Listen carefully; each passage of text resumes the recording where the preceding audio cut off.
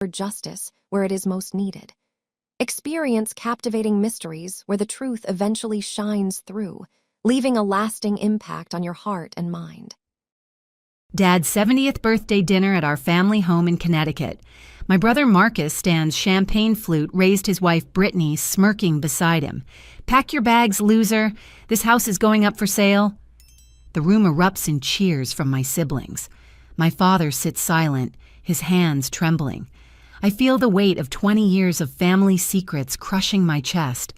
I excuse myself to the garden, pull out my phone, and dial the number I've kept hidden for 15 years. "It's time," I whisper. The garden air felt thick as memories flooded back, each one heavier than the last. Growing up as the second child in the Morrison household meant living in Marcus's shadow. But that shadow grew darker after Mom died when I was 12. I remember that September afternoon when Dad called us into the living room. Sarah and James, the twins, were only 8. Baby Chloe had just turned 6. Mom had been fighting cancer for 2 years, and we thought she was winning. Dad's face told us otherwise before his words could. "Your mother went to heaven this morning," he said, his voice hollow.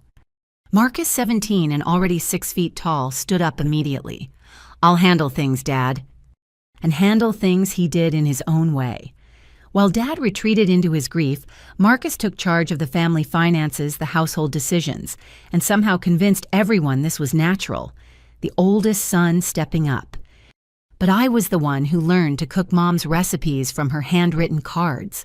I was the one who helped the twins with homework every night. I was the one who sang Chloe to sleep when nightmares woke her. Marcus was too busy being groomed for greatness. Dad poured everything into Marcus. Every dream, every dollar, every drop of faith. While I worked at the local grocery store after school to buy my siblings' school supplies, Marcus got a brand new car for his 18th birthday. While I studied for the SATs by candlelight because I didn't want to wait, Chloe Marcus partied at university on Dad's dime. "Jillian's got it handled" became the family motto. Jillian's got dinner covered. Jillian will help with that science project. Jillian will figure out how to pay for her own college. And I did. 3 jobs, countless sleepless nights, and a full scholarship to law school later, I made it out. But success came with a price. Every achievement felt like abandonment to my siblings. Every step forward in Manhattan was a step away from Connecticut. The breaking point came 6 months ago. I'd been reviewing Dad's financial statements, a habit I'd developed to ensure my siblings' college funds remained intact. The numbers didn't add up. Money was hemorrhaging from his retirement accounts in steady, calculated drips. 5 years of theft hidden behind complex transfers and financial jargon. Marcus had been bleeding Dad dry, one transaction at a time. I drove to Connecticut that night, spreadsheets and hand evidence meticulously organized. Dad was in his study grading papers from his high school history class. "Dad, we need to talk about Marcus." He looked up, already defensive.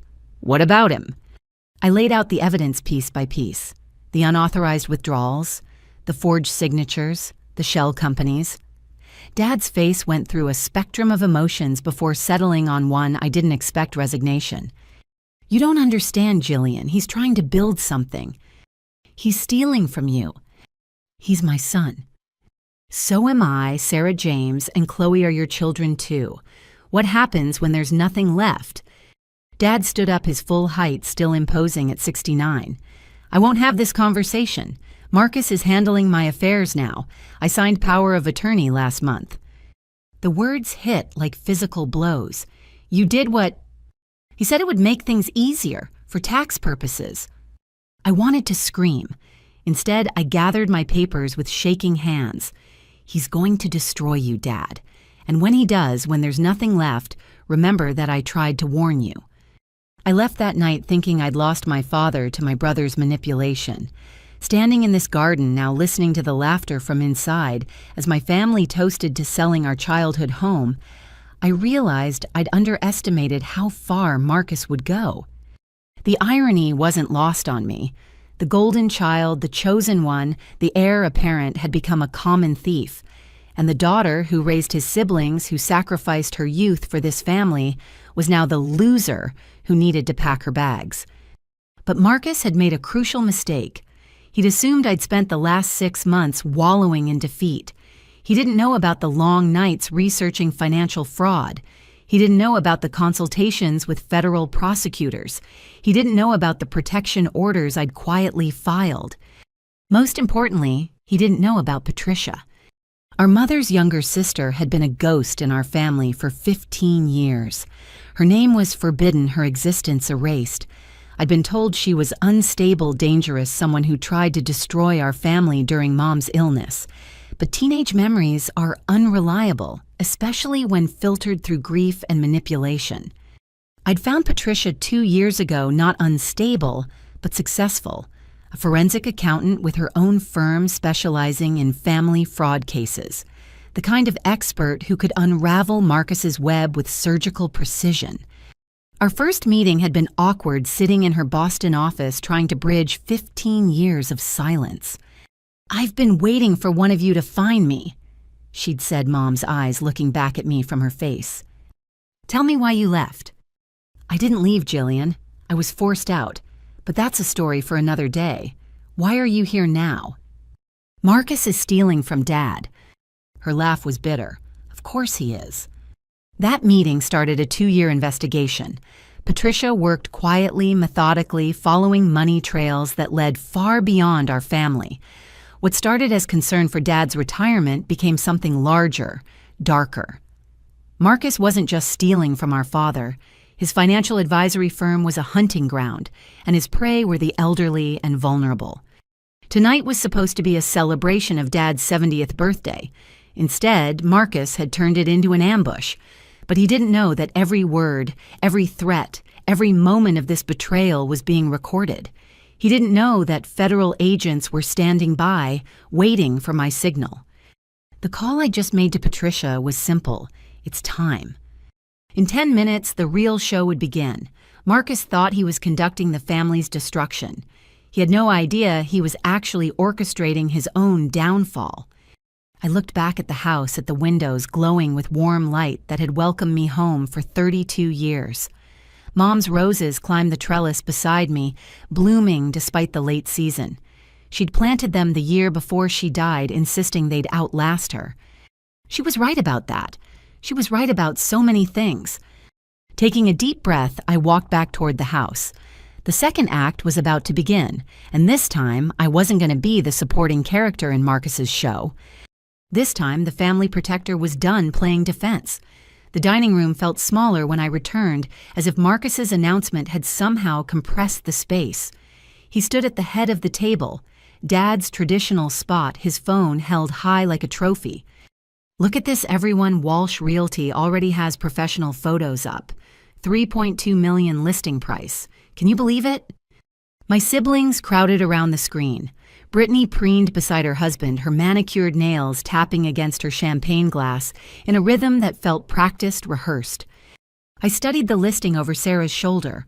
Our home looked foreign through the realtor's lens. Mom's garden was described as requiring updates for modern buyers. The library, where Dad spent 40 years grading papers, was labeled convertible bonus room. 4 decades of memories reduced to square footage and market value. The photographer came last week when Dad was at school. Marcus continued scrolling through images. Brittany supervised everything. She has such an eye for these things. Dad's hands shook as he reached for his water glass. When did I agree to this?" "Oh, Dad." Marcus's voice dripped condescension. "We discussed this last month. You said you were tired of the maintenance. Remember?" "I said the gutters needed cleaning."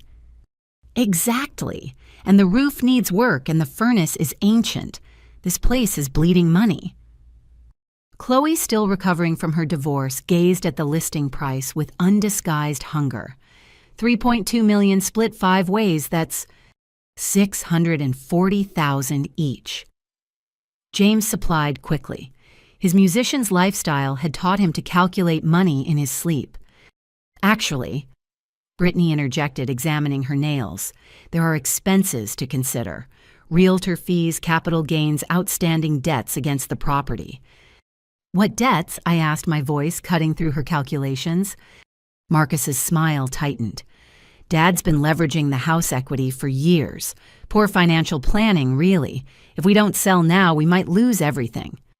That's strange, I said, pulling out my own phone, because I checked the county records last week. The house has been paid off since 1998. You checked? Marcus's face darkened. You've been snooping. I've been protecting our father's interests, something his power of attorney should be doing. Sarah shifted uncomfortably beside me. She'd been working at Connecticut Savings and Loan for 5 years, close enough to the family finances to know things weren't right, but far enough removed to claim ignorance. Speaking of protecting interests, I continued, Sarah, did you help Marcus access Dad's accounts? My sister's face went white. The champagne glass slipped from her fingers, shattering on Mom's hardwood floor. The sound echoed like an accusation. He said he needed the routing numbers for investments. He said it was for Dad's retirement portfolio. What retirement portfolio? Dad's voice grew stronger, confusion giving way to anger. Marcus moved quickly, pulling papers from his jacket. Dad's confused. It happens at his age. Sarah was just helping with routine banking. Routine banking that required override codes. I pressed. Access to accounts that weren't yours. Sarah began to cry. Not the gentle tears of regret, but the ugly sobs of someone realizing they'd been played. He said Dad was getting forgetful. He said we needed to protect the money before what? James demanded. Before Dad died. Were you planning his funeral while he's still breathing? Don't be dramatic, Brittany snapped. We're trying to preserve family wealth. This house is the only valuable asset left. Really? I pulled up property records on my phone. What about the rental property in Hartford? The one Marcus sold last year without telling anyone. Dad's sharp intake of breath filled the sudden silence. Or the bonds Grandma left us, I continued. The ones that mysteriously matured early. You're making things up, Marcus said, but sweat beaded on his forehead despite the cool October evening. Am I? Should we discuss the Westfield account, the one you opened with Dad's Social Security number? Brittany's practiced calm finally cracked. You can't prove anything.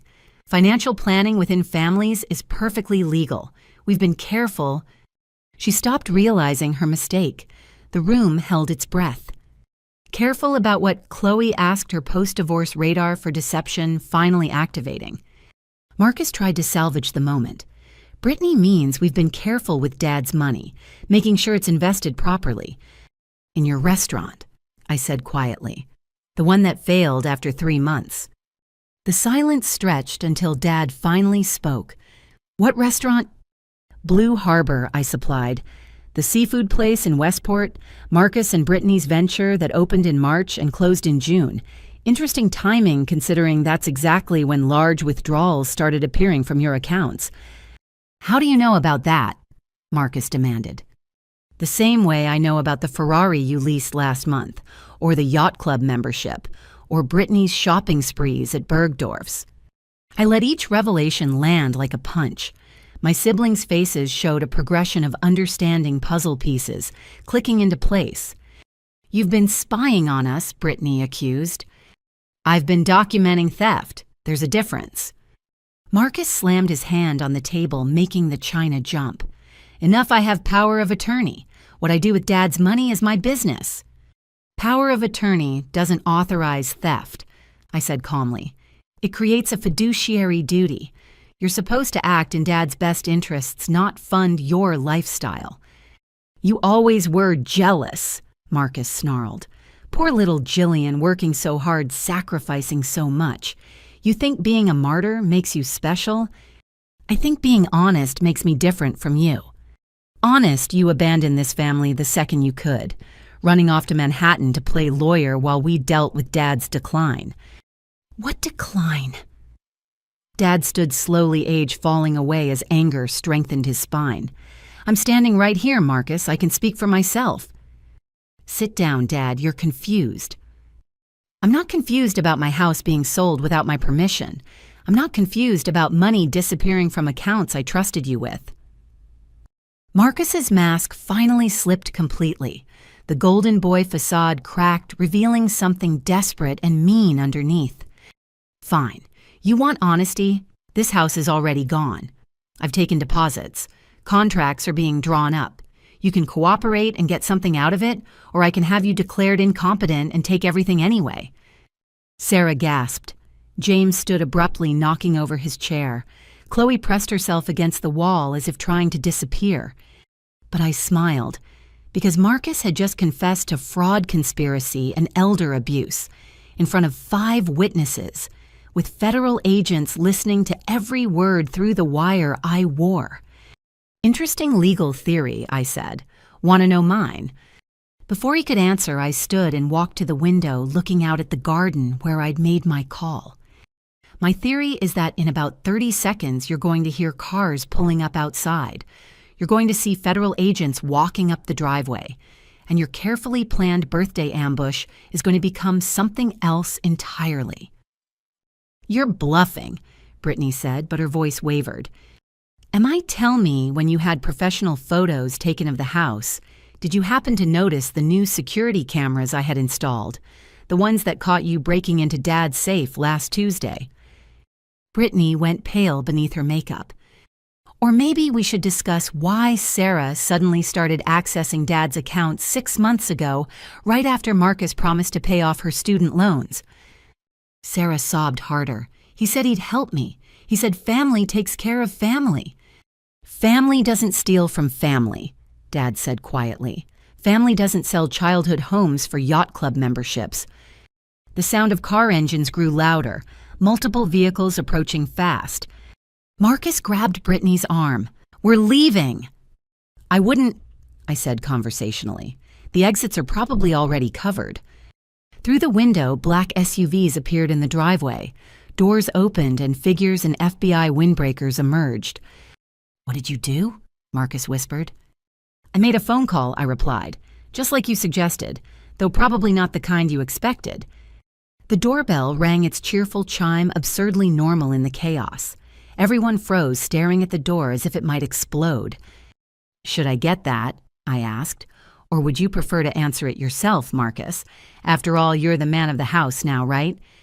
The bell rang again, followed by firm knocking. Federal agents, open the door. Brittany let out a sound between a laugh and a scream. Marcus stood paralyzed, his grand plan crumbling around him like the house of cards it had always been.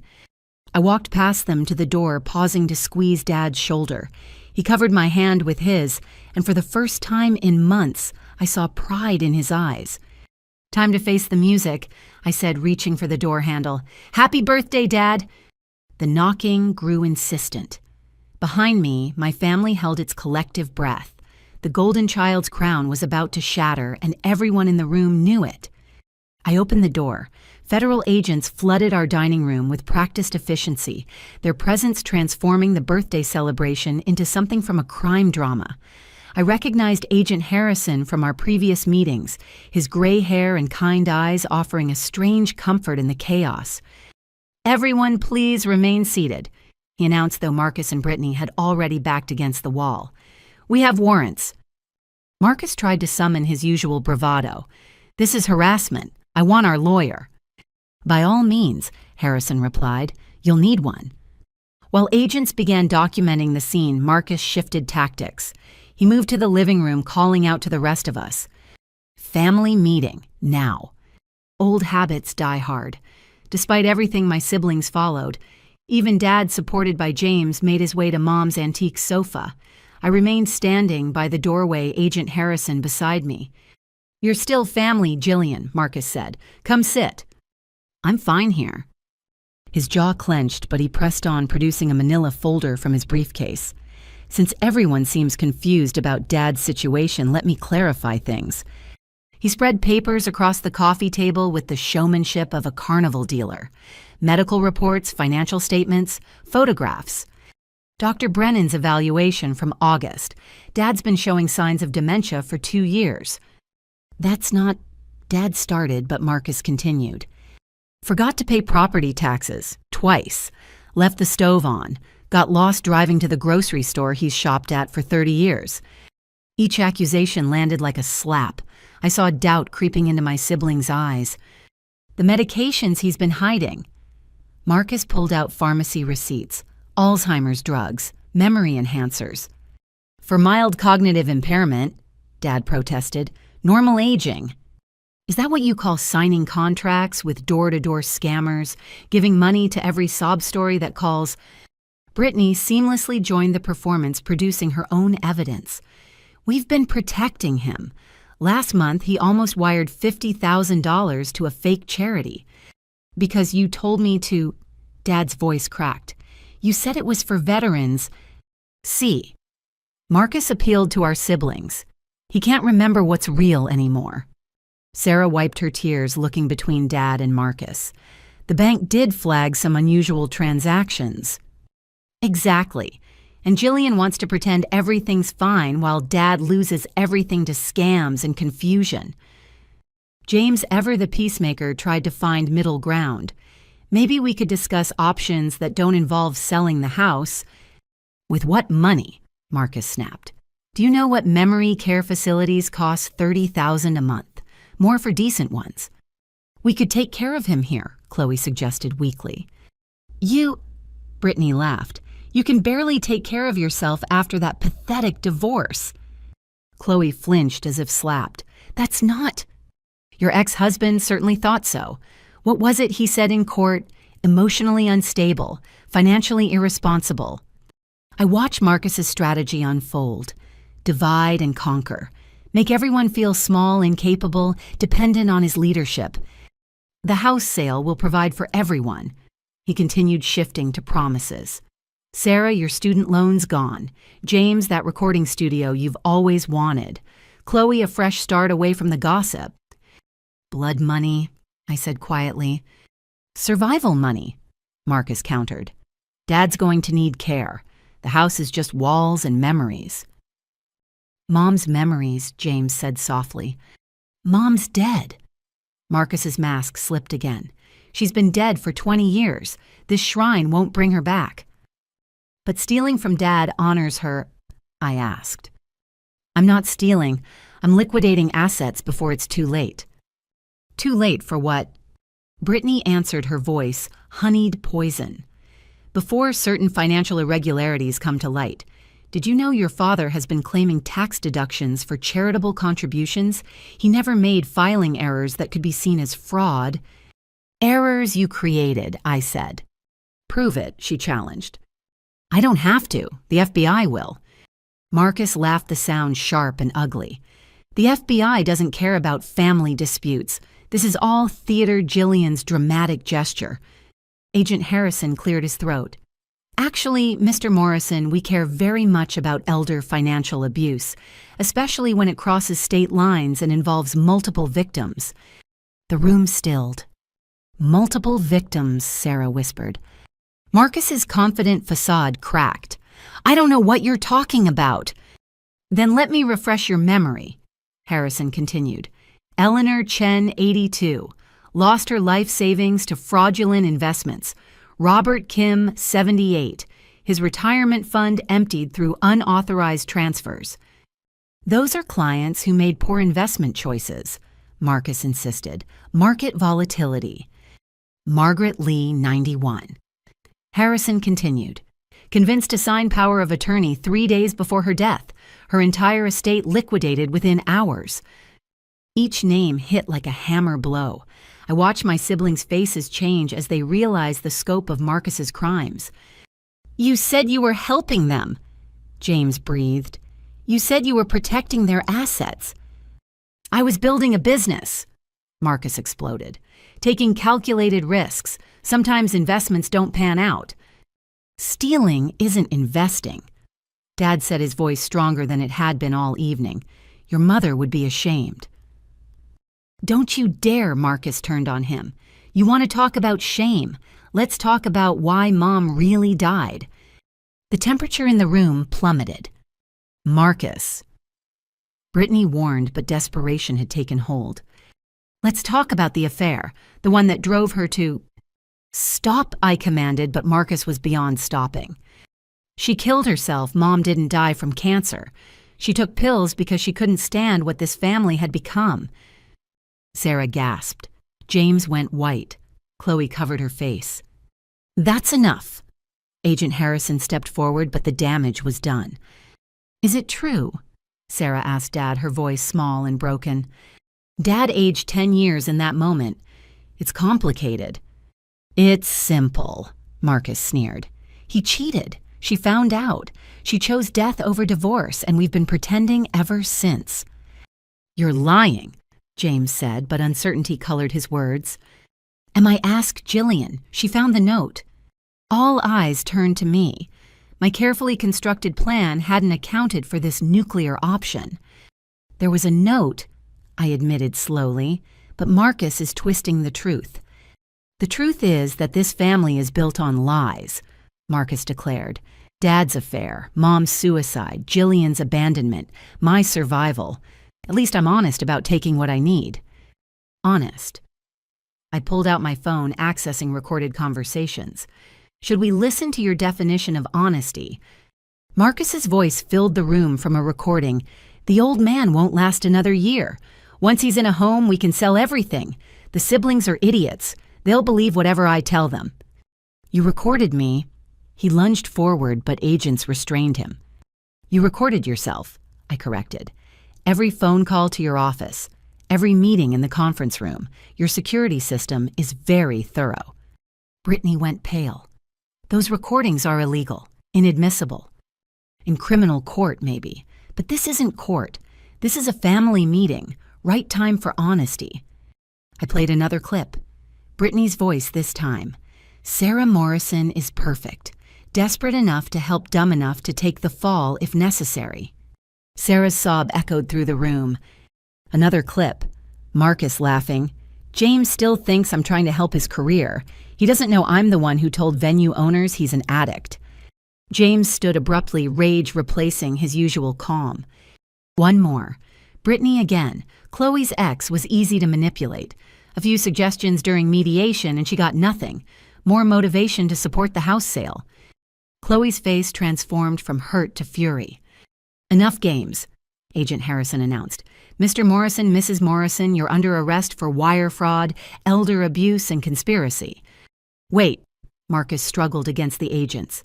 "The house sale, the contracts." "All void," I informed him. "Contracts signed under fraudulent pretenses have no legal standing." "You planned this," he accused. "You set me up."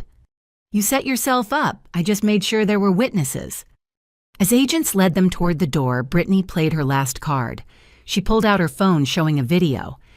"Fine, but if we're going down, everyone should know the truth about their perfect sister." The video showed me in a parking garage handing documents to a man in shadows. "Your precious Jillian has been selling family secrets to competitors. That's how she afforded law school. That's why she really left." "That's Patricia's husband," I said calmly. "I was giving him evidence of Marcus's embezzlement 2 years ago, but nice try." Brittany's face crumbled. Even her last weapon was useless.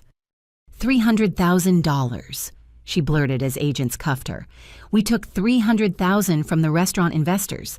It's hidden in offshore accounts. I'll testify. I'll tell you everything." "Shut up!" Marcus roared, but fear had loosened her tongue. "He has files on all of you. Blackmail material. He was going to use it if you didn't agree to the sale." "Where?" Harrison demanded. "Safe deposit box, Connecticut Savings, box 517. The agents exchanged glances. This was more than they'd expected. "Get them out of here," Harrison ordered. As Marcus and Brittany were led away, my brother turned back one last time. "You destroyed this family, Jillian. You think you won, but you destroyed us." "No." Dad spoke, standing on his own for the first time all evening. "You destroyed yourself, son. Greed destroyed you. But this family, we're still here." The door closed behind them. The silence that followed felt like the aftermath of an explosion. My siblings sat in the wreckage of everything they'd believed, staring at me with expressions I couldn't quite read. The golden child was gone, but I wasn't sure what remained. Outside, cars pulled away, taking Marcus and his carefully constructed lies with them. Inside, for the first time in 20 years, the Morrison family faced the truth without him. The real family meeting was about to begin. The doorbell rang again, cutting through our shell-shocked silence.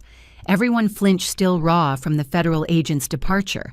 I moved to answer it, knowing who waited outside. Patricia stood on the threshold, 15 years older, but unmistakably Mom's sister. Her professional suit couldn't hide the nervous energy that had always defined her. Behind her stood 2 associates carrying banker's boxes. "Hello, Jillian," she said softly. "Aunt Patricia." Sarah's voice cracked from behind me. "But you're supposed to be crazy, dangerous, dead." Patricia stepped inside her eyes, taking in the family she'd been barred from for so long. "I've been called all 3. Dad struggled to his feet, his face cycling through emotions I couldn't name. "Patricia, you shouldn't be here." 15 years too late for that order, Thomas. "I'm here because Jillian asked me to come, because your family needs the truth." "We've had enough truth for one night," James said weakly. "No," Patricia countered. "You've had Marcus's version of truth, carefully edited, strategically poisoned." She moved into the living room with the confidence of someone who'd spent 2 years preparing for this moment. Her associates set down their boxes documents, visible through the lids. "I'm a forensic accountant now," she announced. "Ironic considering Marcus accused me of trying to steal from your mother's estate when she died." "You did try," Dad insisted, but his voice lacked conviction. "I tried to execute her will properly, the one Marcus destroyed." The room tilted, another revelation threatening to capsize us completely. "Mom only had one will," Chloe said. "Everything to Dad. We all knew that." Patricia opened the first box, withdrawing a manila envelope marked with Mom's handwriting. "Your mother wrote a second will 3 weeks before she died. I have the original." She handed it to me. Mom's familiar script swam before my eyes as I read aloud. "To my beloved sister Patricia, I entrust the financial protection of my children. Establish trusts for each. Ensure their education. Guard them from those who would exploit their grief." My voice broke. I passed the will to Sarah, who read the next section. "To Thomas, my husband, I leave forgiveness and the hope that truth will eventually heal our family. The house remains his until our youngest graduates college, then passes equally to all 5 children." "She knew she was going to die," James whispered. "This isn't the will of someone fighting cancer." "No," Patricia confirmed. "It's the will of someone who'd made a decision." Dad sank into his chair. "How long have you known?" "I suspected when she called me that last night. She was too calm, too organized, making sure I understood her wishes." "What else?" I asked, though I dreaded the answer. Patricia pulled out a laptop, connecting it to our television.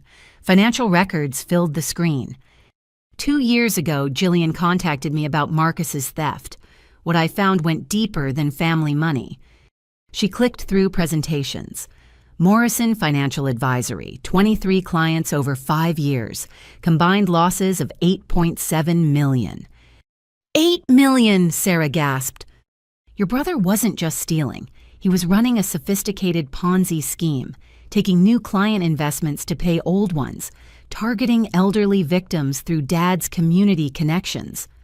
"I didn't know," Dad protested. He used your reputation," Patricia confirmed. "Retired teacher pillar of the community. People trusted him because they trusted you." Each slide revealed another victim. Names, faces, stories of retirement dreams destroyed. "Eleanor Chen taught with you for 30 years, Patricia noted. "She invested her husband's life insurance payout. It's gone." "Robert Kim's grandchildren can't afford college now. Margaret Lee died thinking she'd secured her family's future." "Stop," Dad begged, but Patricia continued relentlessly. "You all need to understand what Jillian prevented tonight. This wasn't about one house or one family's money. The FBI has been building a case for 2 years." She showed surveillance photos, Marcus meeting with known criminals, Brittany transferring funds to offshore accounts, documentation of money laundering, tax evasion, wire fraud. Your brother was 3 weeks away from fleeing the country. The house sale was his exit strategy. Quick cash to disappear before authorities closed in. How did Jillian know? Chloe asked. Because she's been working with me and the FBI for 24 months, Patricia replied, wearing wires to family dinners, documenting every conversation, building an airtight case while pretending everything was normal. Everyone turned to stare at me. I felt like a specimen under glass, exposed and vulnerable. You've been lying to us, Sarah accused. All this time, I've been protecting you. There's a difference. Is there? You let me help Marcus access Dad's accounts. You knew I was committing crimes. I knew you were being manipulated. The FBI agreed to immunity for family members who cooperated. Immunity. James stood abruptly. We needed immunity. Patricia intervened. Anyone who helped Marcus knowingly or not was potentially liable. Jillian negotiated protection for all of you. In exchange for what? Dad asked quietly. In exchange for taking down Marcus completely. No deals, no reduced sentences, full prosecution. The weight of my decision settled over the room. I'd chosen justice over my brother-in-law over blood. He's still family, Dad said, grief aging his features. He stopped being family when he stole from the elderly, I replied. When he destroyed lives for yacht club memberships. You don't understand, Dad shook his head. The pressure I put on him, the expectations. After your mother, don't, Patricia commanded. Don't you dare excuse this. Marcus chose his path. She pulled out another document, this one in a plastic evidence sleeve. Want to know why I was really banished 15 years ago? This is a letter Marcus wrote forging your mother's signature, accusing me of mental instability, threatening legal action if I didn't disappear. She showed it to Dad. His face crumbled as he recognized the forgery. He was 17, Patricia continued, already planning, already manipulating. He needed me gone because I knew about the affair. What affair? Sarah demanded. Marcus said Dad cheated. Thomas didn't cheat, Patricia said firmly, but someone was having an affair. Marcus's biological father, Richard Brennan. The name hung in the air like a bomb. Dr. Brennan, James choked. Our family doctor. Mom's best friend's husband, Patricia confirmed. Marcus found out at 16. Richard paid him to keep quiet, monthly payments that funded his lifestyle, hush money that became seed money for his crimes. I watched my siblings process this reversal. Everything Marcus had said, every accusation had been projection. Mom found out about the payments, Patricia continued. Not about an affair, but about her son being corrupted by blood money. The shame broke her. She tried to protect us, I said quietly, even at the end. Especially at the end, Patricia turned to me. She knew you'd be strong enough to do what needed to be done. That's why she left you the piano. The piano? Chloe asked. Check the bench, under the lining. I moved to Mom's piano untouched for years. My fingers found the hidden seam Patricia described. Inside, wrapped in plastic, were more documents. She documented everything, Patricia explained. Richard's payments, Marcus's early manipulations, her fears for the family. She knew someday someone would need proof. Why didn't she stop it? Sarah cried. She tried. The cancer was real, but it was also convenient. Marcus had already started turning the family against anyone who questioned him. Including you, Dad said heavily. Including me. But Jillian found me, and together we found justice. A car door slammed outside. Through the window, I saw Agent Harrison returning. There's more, Patricia warned. Brittany wasn't just Marcus's wife. She was Richard Brennan's niece. This whole thing was a family operation. They played us for decades, James said numbly. Until tonight. Patricia moved to the door. Agent Harrison needs to debrief you all, but first... She looked at each of us Mom's eyes in her face. Your mother loved you. Every choice she made, even the final one, was about protecting her children. Don't let Marcus's poison make you doubt that. She opened the door for Harrison, who entered with a team of investigators. "We found the safe deposit box," he announced. "The evidence inside corroborates everything. We also found something else." He produced an evidence bag containing a small recorder. Brittany was taping everything. Every conversation with Marcus for 3 years. She was building her own insurance policy. She knew this day would come, I realized. "Criminals always turn on each other," Harrison confirmed. "We have enough to put them both away for 20 years, maybe more." "What happens now?" Dad asked. "Now we document everything, take statements, build an airtight case." He looked at me. "Ms. Morrison's cooperation has been invaluable. Her testimony will be crucial." "She betrayed her brother," Sarah said, but the accusation lacked heat. "She saved her family," Patricia countered, "and dozens of other victims." As Harrison's team set up in our dining room, turning our home into a crime scene, I felt the weight of 2 years lifting. The secrets were out, the lies exposed, the golden child revealed as fool's gold. But looking at my family's faces, I wondered if truth was really the gift I'd believed it to be. Sometimes the lies we tell ourselves are all that hold us together. Patricia squeezed my shoulder. "You did the right thing." "Did I?" "Your mother would be proud. You protected them even when it meant becoming the villain." Through the window, I watched a news van pull up. Someone had leaked the story. By morning, our family tragedy would be public entertainment. But tonight, in this house full of ghosts and government agents, we were still just the Morrisons. Broken, betrayed, but finally free from the golden child's shadow. The real work of rebuilding would begin tomorrow. Tonight, we just had to survive the truth. Patricia commanded the room with an authority that transformed her from the banished aunt into our salvation. She opened her laptop again, fingers dancing across keys with practiced precision. "Before Agent Harrison begins taking statements, you all need to understand the full scope of what we've uncovered." She pulled up a complex web of financial transactions. This started 23 years ago. 23. Dad calculated quickly. That's before Marcus graduated high school. Richard Brennan didn't just pay Marcus hush money, Patricia explained. He groomed him, taught him how to hide money, create false documents, exploit trust. By the time your son was 18, he was already running small scams at school. She showed us a faded newspaper clipping. Senior class treasury funds mysteriously depleted. No charges filed because the money was anonymously returned after graduation. "I remember that," James said slowly. "Marcus led the investigation." "Classic move. Control the investigation of your own crime." Patricia clicked to another document. But Richard made a crucial mistake. He kept records. The screen filled with bank statements, ledgers, photographs, 2 decades of evidence meticulously cataloged. "Where did you get these?" Dad demanded. "Richard died 6 months ago. Lung cancer. On his deathbed, he called me."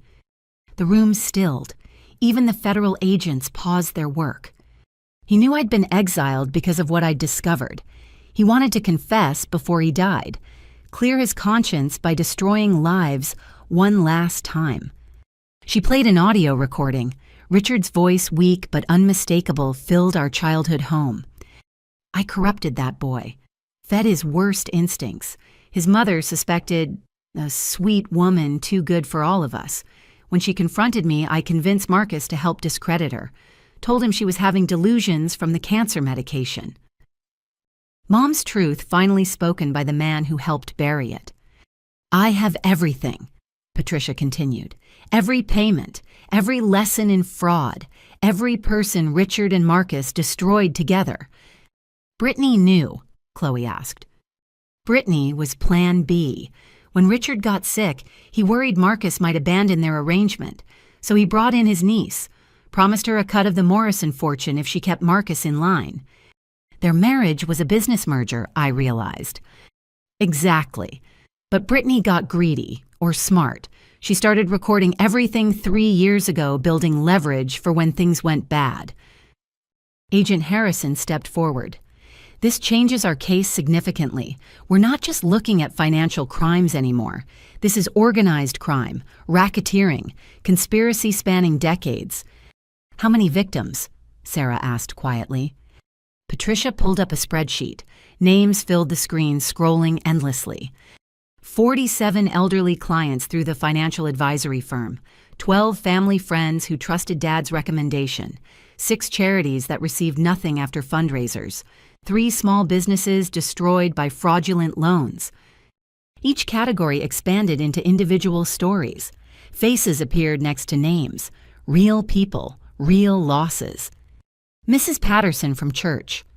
Dad recognized a photo. She mentioned money troubles last month. Lost her entire savings. Too ashamed to tell anyone. Patricia's voice hardened. Living on cat food because she can't afford groceries. We have to help them, James insisted. We will, I assured him. The FBI's asset forfeiture will recover some funds. Insurance bonds will cover more.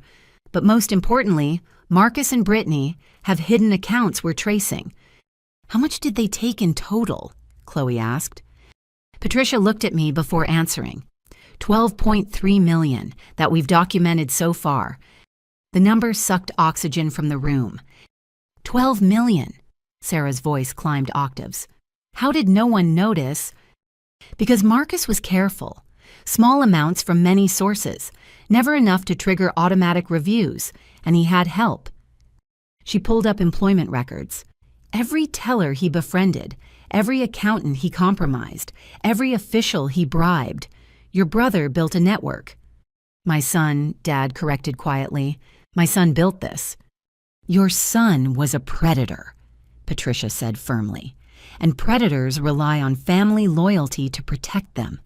That's why I was removed, why your wife felt trapped, why Jillian had to work in secret. She turned to me. Show them the rest. I hadn't wanted this part revealed, but truth demanded completion. I pulled out my phone, accessing secured files. 6 months ago, Marcus tried to have me killed. The statement landed like a grenade. My siblings recoiled. Dad's face went gray. What? Sarah gasped. He discovered I was investigating him, hired someone to arrange an accident, make it look random. I showed them police reports, security footage of a car trying to run me down, hospital records from the aftermath. You never told us you were hurt, Chloe accused. Bruised ribs and a concussion. I told you I had the flu. He tried to murder you. James looked sick. He tried to protect his empire. I was a threat. But you're his sister. Dad's voice broke. That stopped mattering years ago. I pulled up text messages. He hired the same person to watch all of you. Sarah, he has photos of you at grief counseling after Mom's death. James, recordings of you at AA meetings. Chloe, documentation of every fight with your ex-husband. He surveilled us. Sarah wrapped her arms around herself. Information is power. He needed leverage in case any of you questioned him. The safe deposit box, Harrison interjected. We found files on each family member, enough to ensure silence. Or compliance, Patricia added. Tonight's forced house sale was just the beginning. If that failed, he had backup plans for each of you. She showed us documents from the box, forged papers suggesting Sarah embezzled from her bank, fake evidence of James dealing drugs, manufactured proof of Chloe's mental instability. He would have destroyed us, Chloe whispered. He was destroying you already, I said, just slowly enough that you'd blame yourselves. Why, Dad's single word carried 20 years of anguish. Patricia answered with another recording, Marcus's voice captured by Brittany's hidden microphone. Family is weakness. Love is leverage.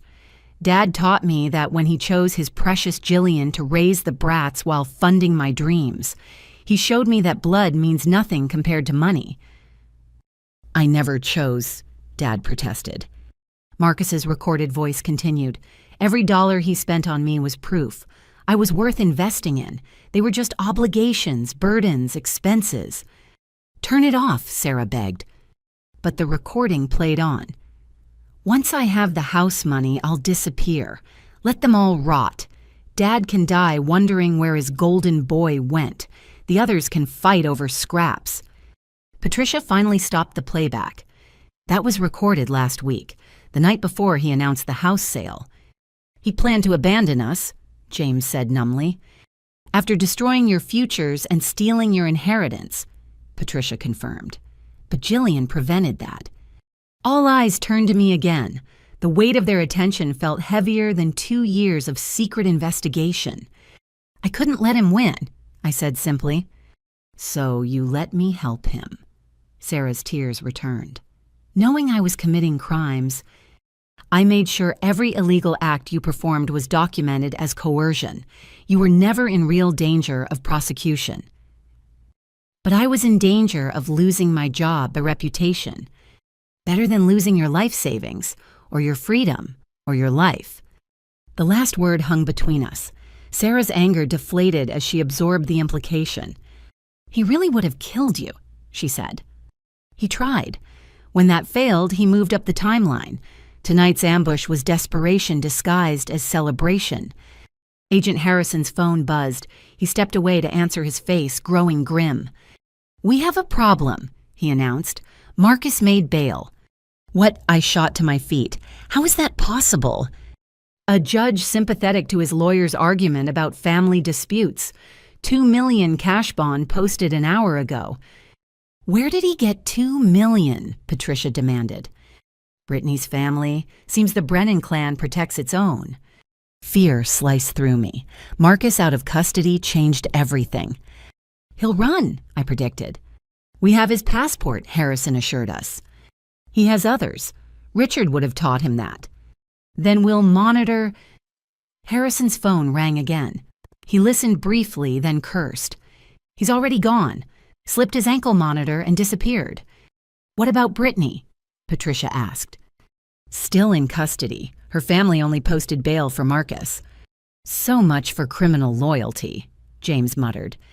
"He'll come here," Dad said with certainty. "He'll come for revenge." "We have protection," Harrison assured us. "Units are already en route." But I knew my brother. His pride wouldn't allow retreat without retaliation. The golden child had fallen, and he'd make sure we all paid for witnessing it. "Everyone stays here tonight," I decided, together, safe. "Since when do you make decisions for this family?" Sarah challenged, but fear undermined her defiance. "Since I became the only one standing between Marcus and complete destruction," I replied. Through the window, I saw federal vehicles arriving, officers taking positions, our childhood home transforming into a fortress. Patricia closed her laptop. "There's one more thing, something I didn't want to reveal unless necessary." We waited, dreading another revelation. "Your mother left something else in my protection, something Marcus has been searching for since her death." She produced a small key from her pocket. "What does it open?" Chloe asked. "A safety deposit box in Boston, one Marcus never knew existed. Inside is enough evidence to destroy the entire Brennan network.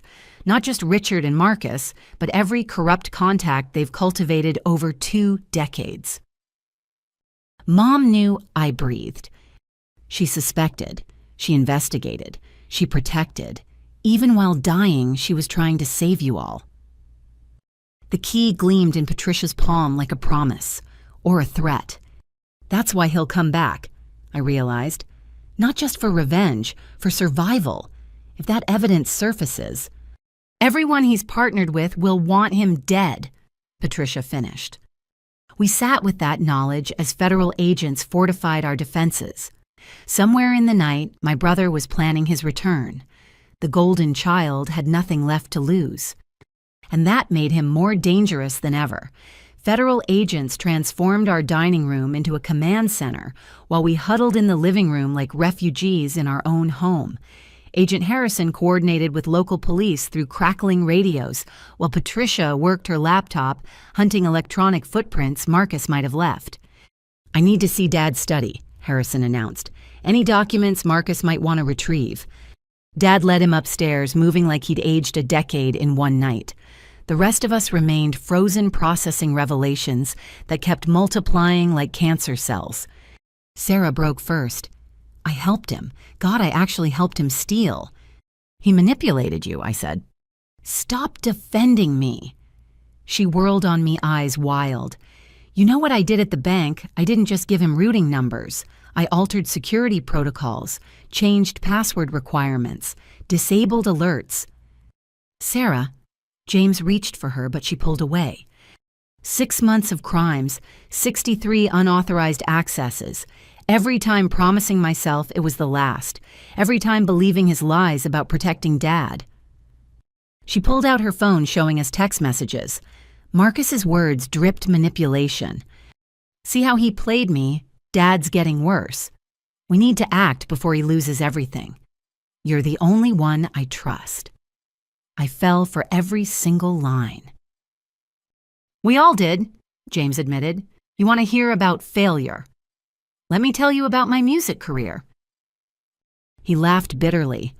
5 years ago, I had a meeting with Blue Note Records, my dream label, the meeting that would change everything, except I never made it.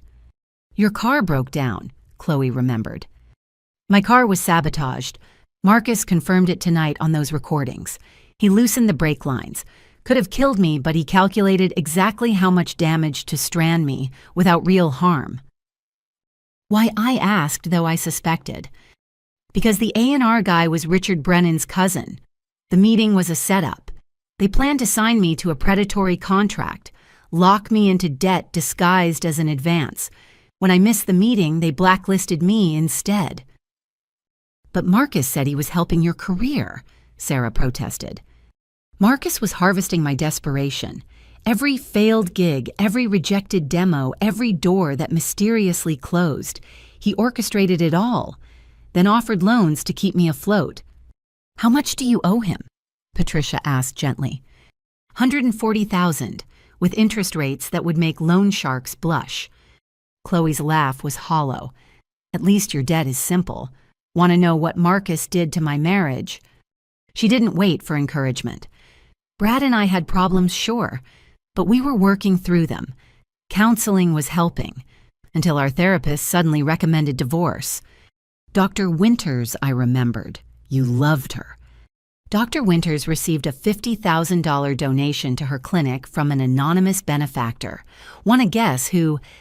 Patricia's fingers flew across her keyboard. Morrison Financial Advisory made a charitable contribution to Winters Wellness Center. Tax records confirm it. But that's not the best part, Chloe continued. Marcus recommended Brad's divorce lawyer, told him I was hiding assets, suggested forensic accounting, even provided an expert witness who testified I was mentally unstable. The expert, who was Richard Brennan's golf buddy, Patricia, added pulling up connections on her screen. Brad got everything. The house, the savings, even my grandmother's jewelry, and Marcus was there to comfort me, offer me a loan, suggest I move back home where family could take care of me. He destroyed your marriage to make you dependent, I said. He destroyed my life to make me grateful, she corrected. And it worked. I actually thanked him for helping. Dad returned with Harrison carrying boxes of documents. His face was stone. He's been in my study recently. My personal files are disturbed. Financial records missing. What records? Patricia asked. Your mother's life insurance policies, investment accounts I never knew existed, papers she apparently hid from everyone. Including you, Sarah asked. Dad's silence was answer enough.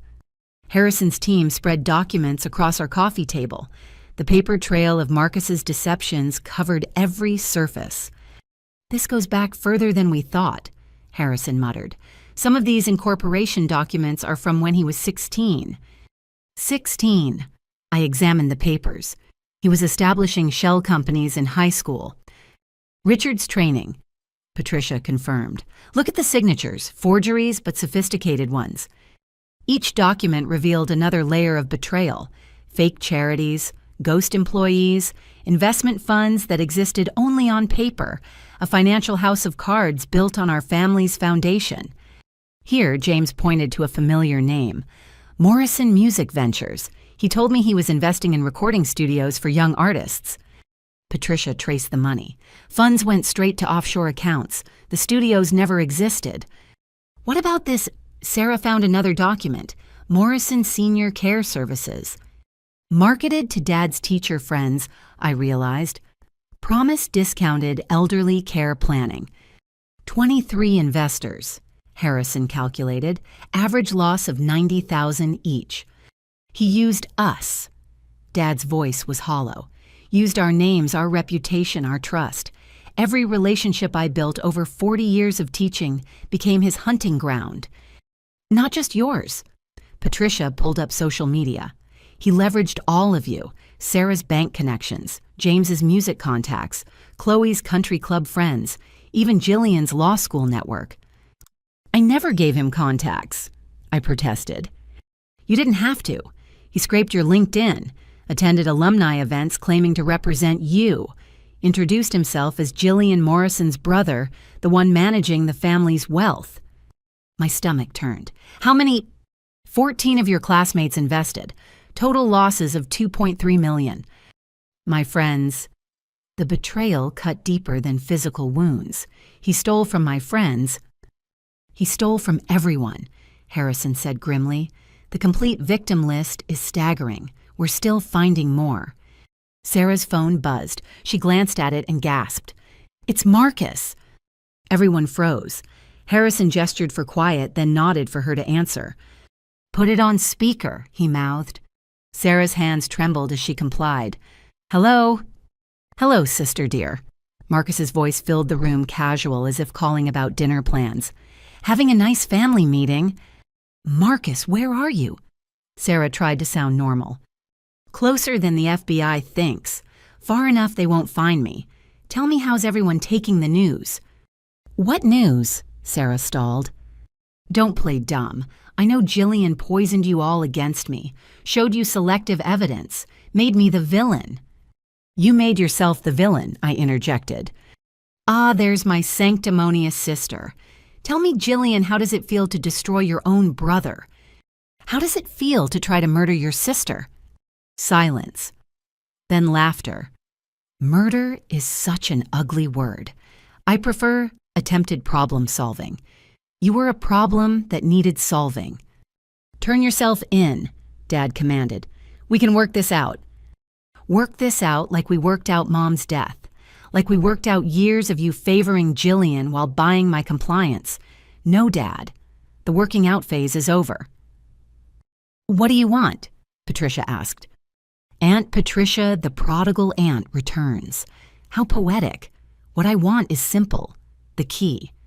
What key? Patricia lied smoothly. Don't insult me. I know Mom left something with you. Richard told me before he died. Insurance, she called it. Evidence that could burn down everything we built. Everything you stole, James corrected. Semantics. I'm offering a trade, the key for your safety. Our safety. Chloe's voice pitched high. Did you really think federal protection would stop me? I know that house better than anyone. Every window, every door, every weak point. Harrison gestured urgently to his team. They scattered to check perimeters. Besides, Marcus continued, it's not just me you should worry about. Amazing how motivated certain business associates become when facing federal investigation. They blame Jillian for this inconvenience. You're threatening us. I kept my voice steady. I'm explaining reality. Give me the key, I disappear forever. Keep it and, well, accidents happen, gas leaks, house fires, random violence. So many tragedies in the world. You'd hurt your own family. Dad sounded broken. Family. Marcus's laugh was ice. You stopped being family when you chose her over me, when you let Mom die rather than admit your failures, when you turned my siblings into witnesses against me. We're not giving you anything, I stated. Then you're signing their death warrants. Think about it. 1 key versus 5 lives. Even a lawyer should understand that math. The line went dead. We sat in suffocating silence until Harrison returned. Perimeter's secure. He's bluffing about getting inside. He's not bluffing about associates, Patricia said quietly. The Brennan network won't tolerate exposure. They'll eliminate threats. Then we need witness protection, I decided. For all of you, that's not simple, Harrison warned. Nothing about this is simple, Dad said. He looked at Patricia. Where's the key? She hesitated, then pulled it from her pocket. You can't seriously consider giving it to him. I'm considering my children's lives. Mom died protecting that evidence, I argued. Your mother died because secrets ate her alive, Dad countered. I won't lose another family member to this poison. Giving Marcus the key won't end this, Patricia insisted. He'll still need to eliminate witnesses. We all know too much. Then what do we do? Sarah demanded. I stood, decision crystallizing. We end it tonight, before he can regroup or his associates can mobilize. How? James asked. I looked at Patricia. We open the box, release everything, make covering it up impossible. That's dangerous, Harrison warned.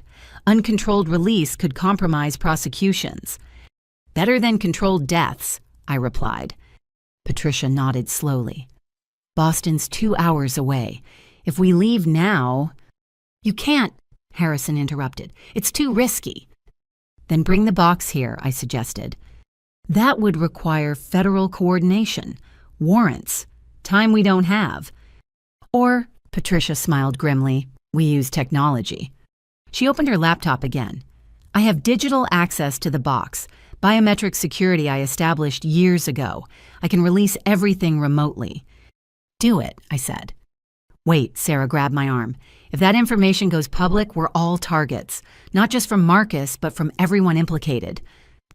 We're already targets, James pointed out.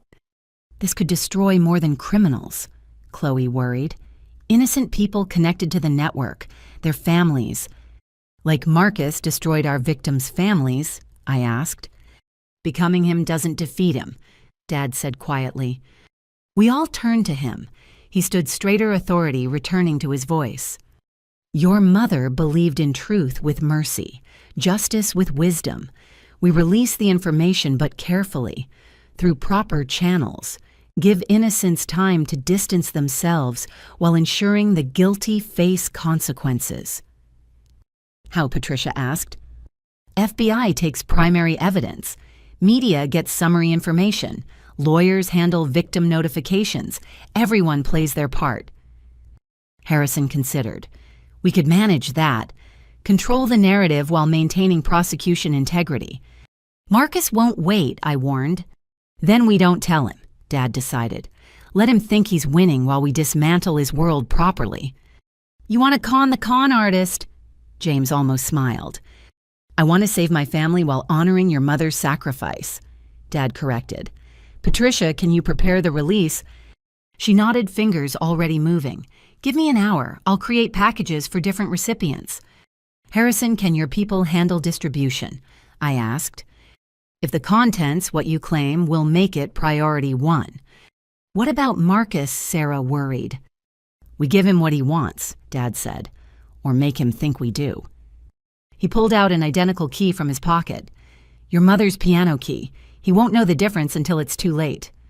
You want to meet him? Chloe paled. I want to end this, Dad repeated. My failures created this monster. My blindness fed it. Time I face that. Absolutely not, I protested. He's dangerous. He's my son, Dad interrupted. And somewhere beneath the greed and rage, maybe a piece of that boy still exists. I have to try reaching him.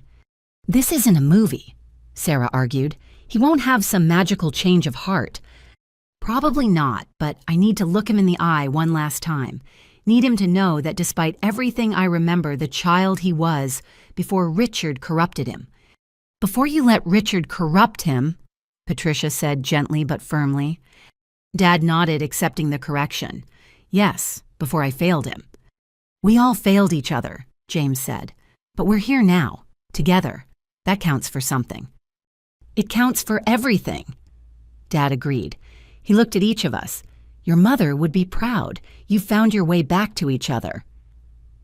Through Jillian, Chloe acknowledged. She saved us even when we hated her for it.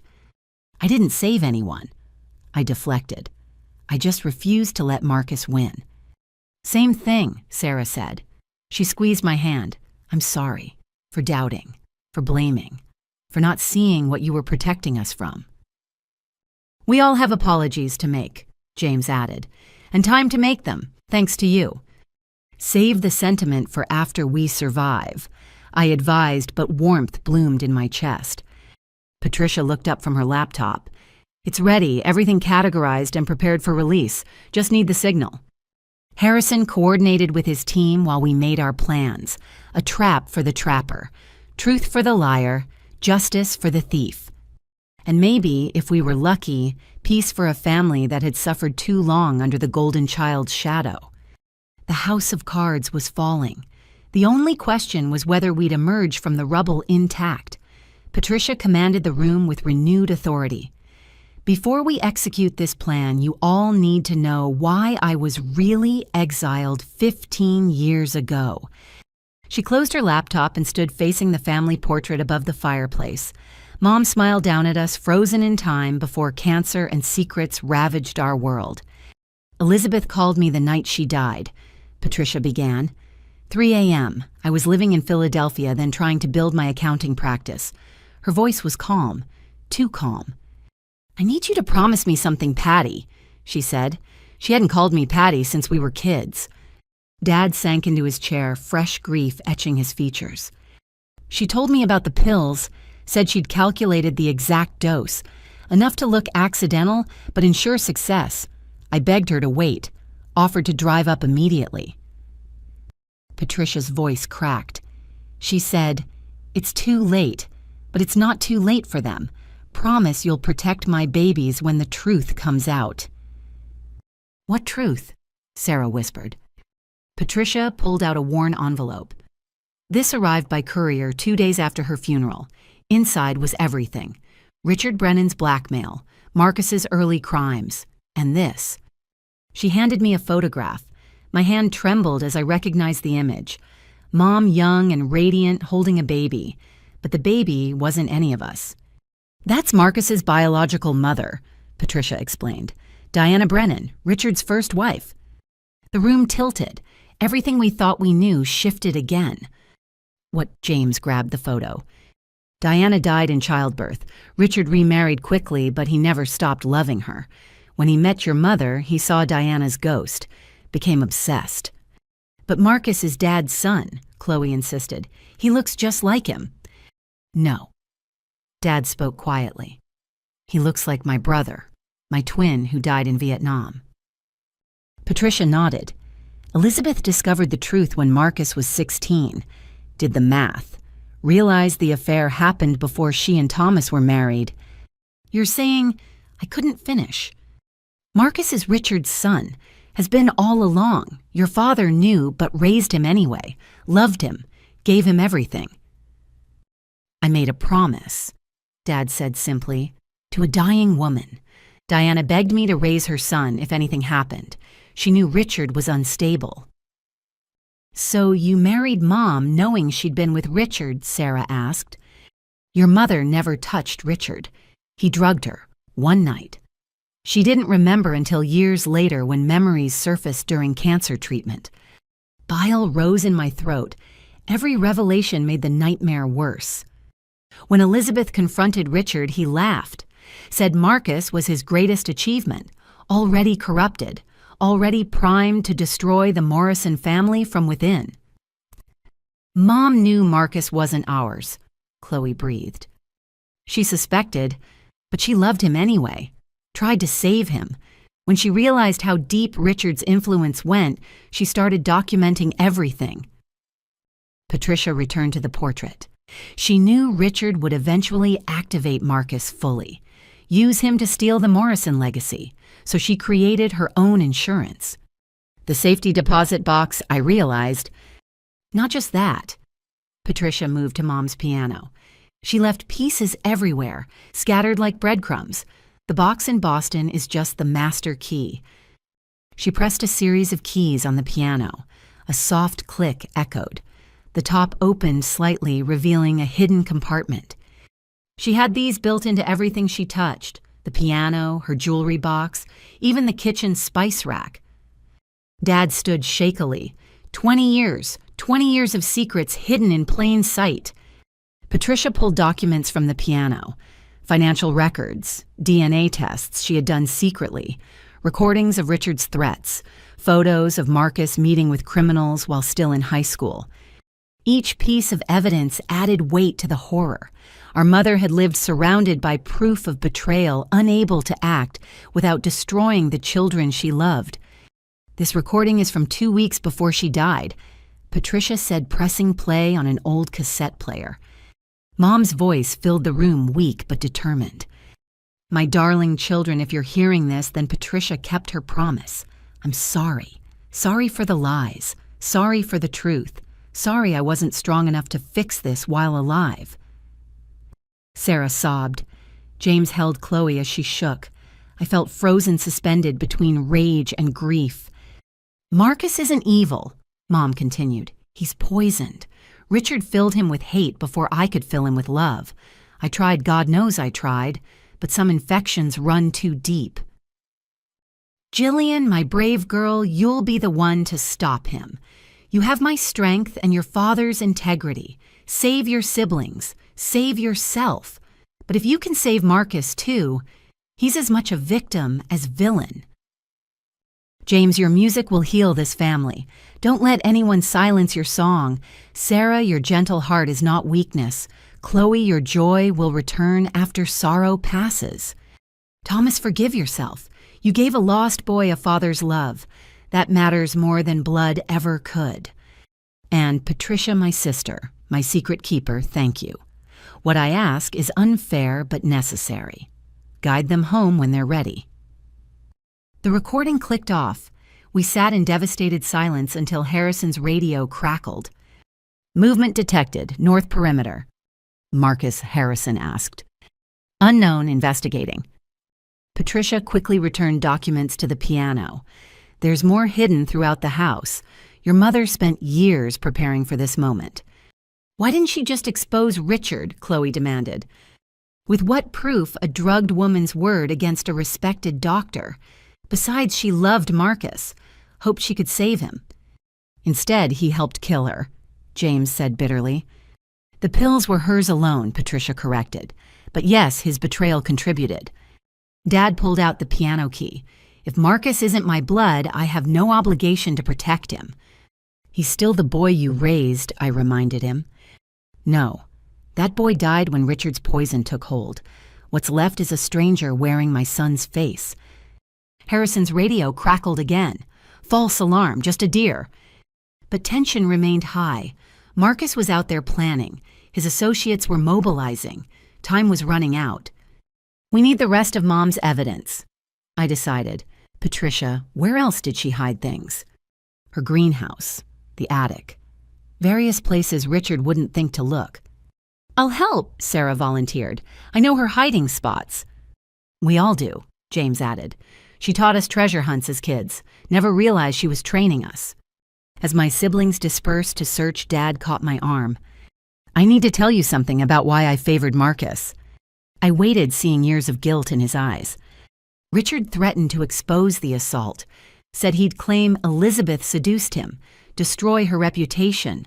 I gave Marcus everything to keep Richard appeased. You sacrificed us for blackmail. I sacrificed myself, thought if Marcus felt loved enough he'd choose family over blood. I was wrong. We were children. We needed you, too. I know, another failure to atone for.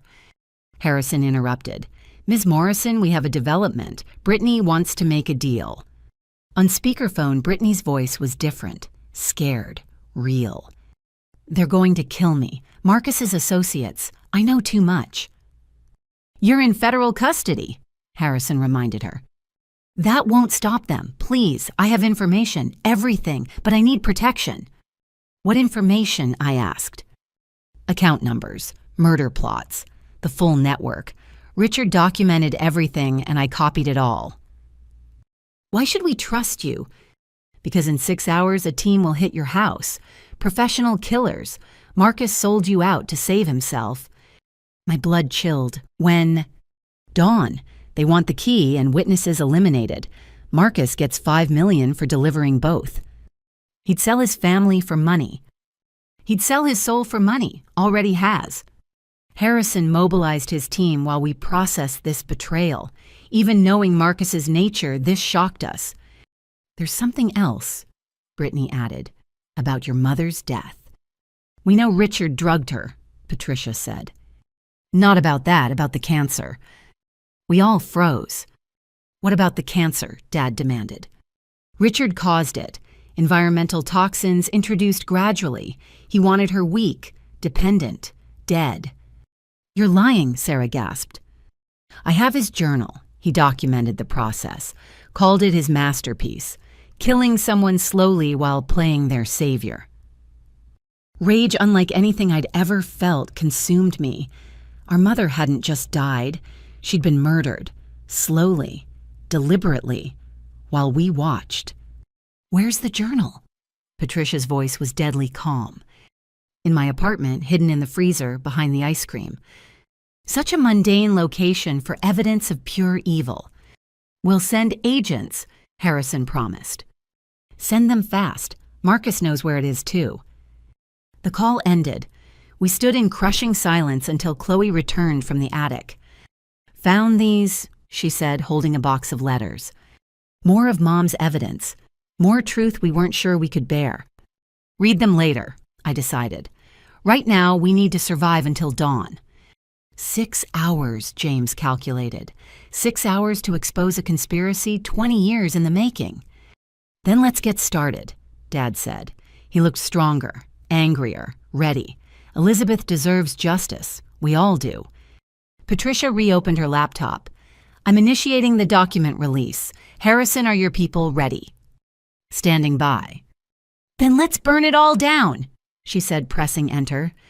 Somewhere in the night, servers began transferring decades of evidence, the truth spreading like wildfire through official channels.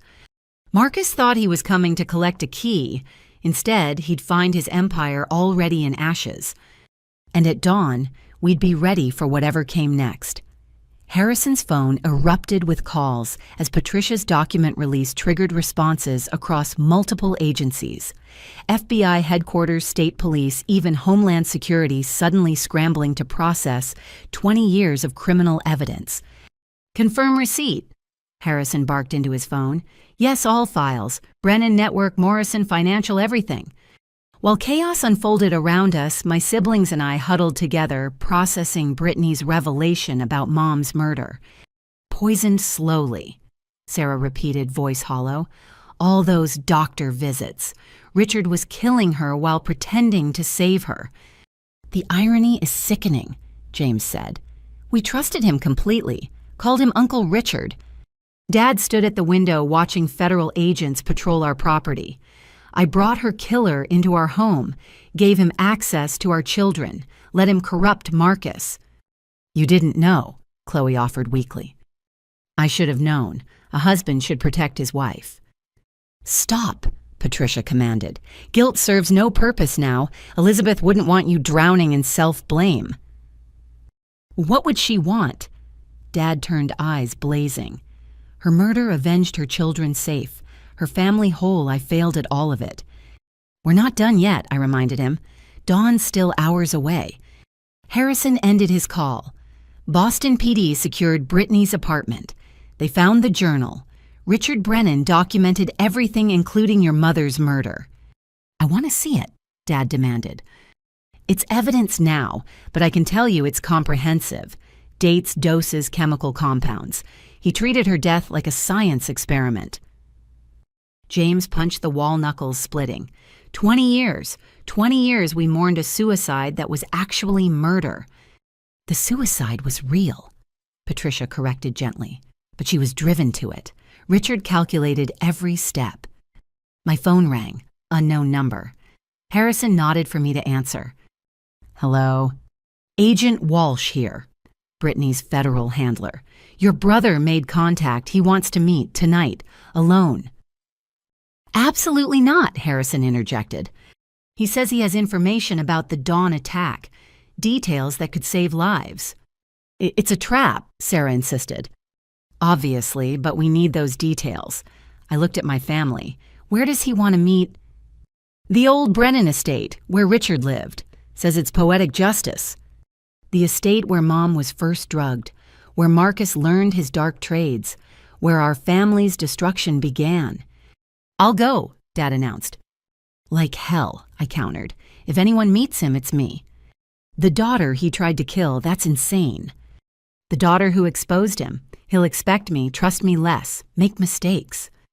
Or kill you successfully this time, Chloe argued. Patricia studied her laptop screen. Wait, I'm tracking unusual financial activity.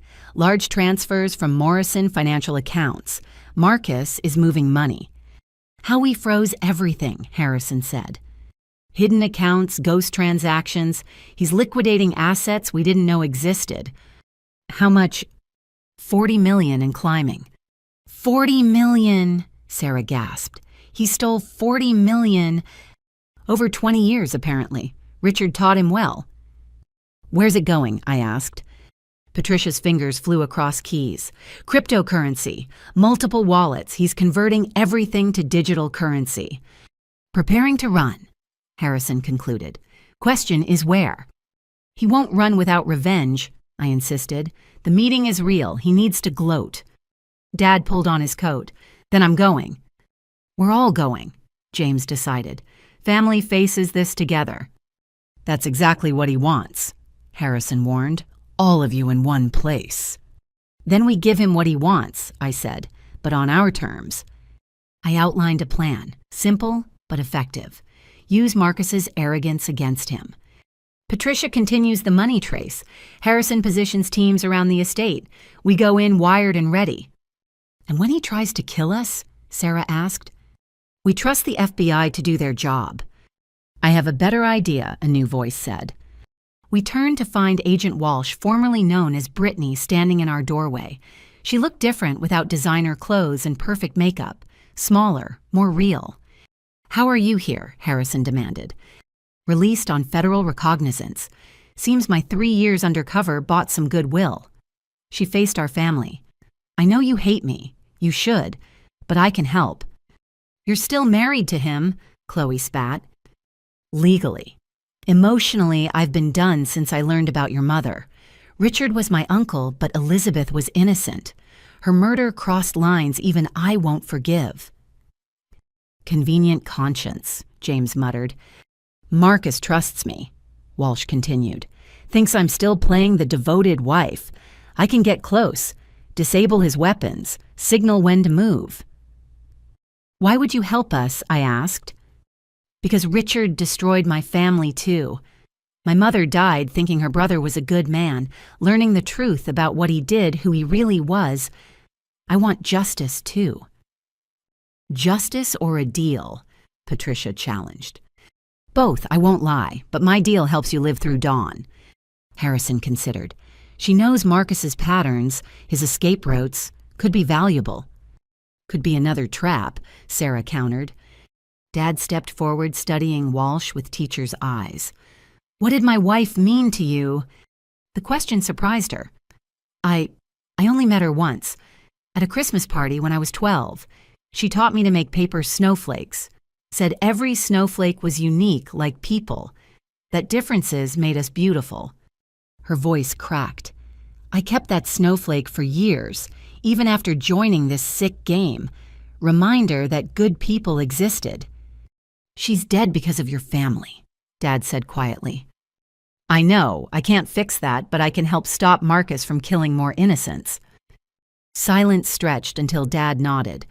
Elizabeth believed in redemption, even for those who didn't deserve it. Dad, no, I protested. She comes, but armed agents stay close. First sign of betrayal. You'll have bigger problems than me, Walsh finished. Marcus rigged the estate with surprises. I know where they are. When did he have time? Harrison asked. He's been planning this for months. The house arrest just accelerated his timeline. She pulled out a tablet showing building blueprints. Explosives in the basement, trigger mechanisms on all exits. He wants you trapped when his associates arrive. You helped plan this, James accused. I documented it, part of my FBI cover. But yes, I helped him believe I supported it. And we should trust you because, Sarah demanded. Because in 3 hours, either we all survive together or die separately. Marcus doesn't plan to spare me either. I know too much. She's right, Patricia confirmed, monitoring financial channels. I'm seeing bounties posted on dark websites. $1 million each for Morrison family members. $2 million for Jillian. 5 for Agent Walsh. He put hits on us, Chloe paled. Professional contracts. The Dawn attack is just the beginning. I felt the walls closing in. Marcus had turned our exposure of him into a death sentence for us all. All the more reason to end this tonight, I decided. We can't hide forever. So we're going, Dad asked. We're going, but smart, coordinated, ready for anything. Harrison began tactical planning while Walsh detailed the estate's dangers. Patricia tracked Marcus's digital footprints.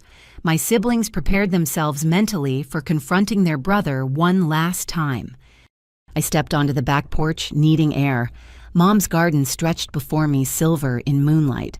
Her roses still bloomed despite the late season defiant against approaching winter. Sarah joined me. You saved us, you know. Whatever happens next, you saved us from living lies. I destroyed our family. Marcus destroyed our family. You're rebuilding it.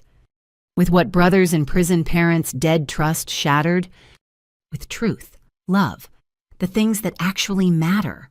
She hugged me. Mom would be proud. Mom would be alive if I'd acted sooner. Mom would be murdered regardless. At least now her killer faces justice. Through the window, I watched Dad coordinate with agents. James checked weapons with surprising competence. Chloe studied building plans. Patricia typed furiously. Even Walsh seemed genuinely focused on helping. We're going to survive this, Sarah said firmly. All of us, even Marcus if he lets us. He won't let us. He's too far gone. Maybe, but we have to try, for Mom, for the brother he could have been. I thought about the boy in our family photos, bright-eyed, laughing. Before Richard's poison took hold, that child deserved mourning even if the man he became deserved prison. 1 hour, Harrison called. We move in 1 hour. 1 hour until we face the golden child's final gambit. 1 hour to prepare for whatever desperate moves remained in Marcus's playbook. I looked at Mom's roses one last time, drawing strength from their stubborn beauty. Then I went inside to face the endgame with my family. The night of revelation was almost over. Dawn would bring either justice or disaster. Maybe both. The federal convoy moved through empty Connecticut streets like a funeral procession. I rode with Dad and Patricia in an armored SUV, while my siblings followed in another vehicle. Agent Walsh, our unlikely ally, guided the lead car toward Richard Brennan's estate. 2 miles out, Harrison's voice crackled through radios.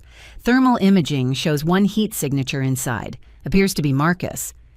Appears to be, I questioned. He's smart enough to use decoys, Walsh responded, but movement patterns match his profile. Dad stared out the window, hands clenched. 20 years I drove past that estate.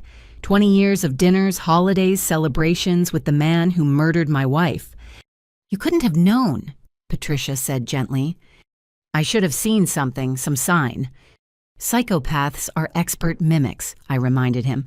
Richard fooled everyone. Not Elizabeth. She saw through him eventually. And paid for it, Patricia added quietly. The radio crackled again. Perimeter teams in position, snipers on overwatch. We have multiple escape routes covered. Through the trees, the Brennan estate emerged like a cancer on the landscape. Gothic architecture trying too hard to impress all sharp angles and dark stone. Money without taste.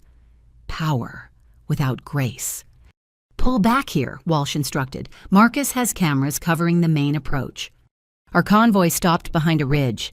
Agents dispersed into the woods with practiced efficiency. In the distance, one window glowed in the mansion's east wing. Richard's study, Walsh identified, where he kept his trophies. Trophies, James asked over comms.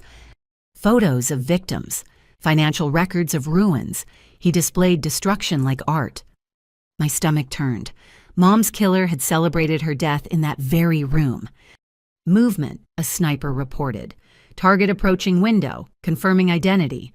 It's Marcus Morrison. My brother appeared in the window, silhouetted against golden light. He raised a champagne glass in mock salute toward our hidden position. He knows we're here, Sarah breathed. He wants us to know he knows, I corrected. Classic Marcus. Everything's a performance. Jillian, his voice suddenly boomed through hidden speakers. Family, welcome to the finale. Exterior sound system, Walsh explained. Richard used it for garden parties. I wondered when you'd arrive, Marcus continued.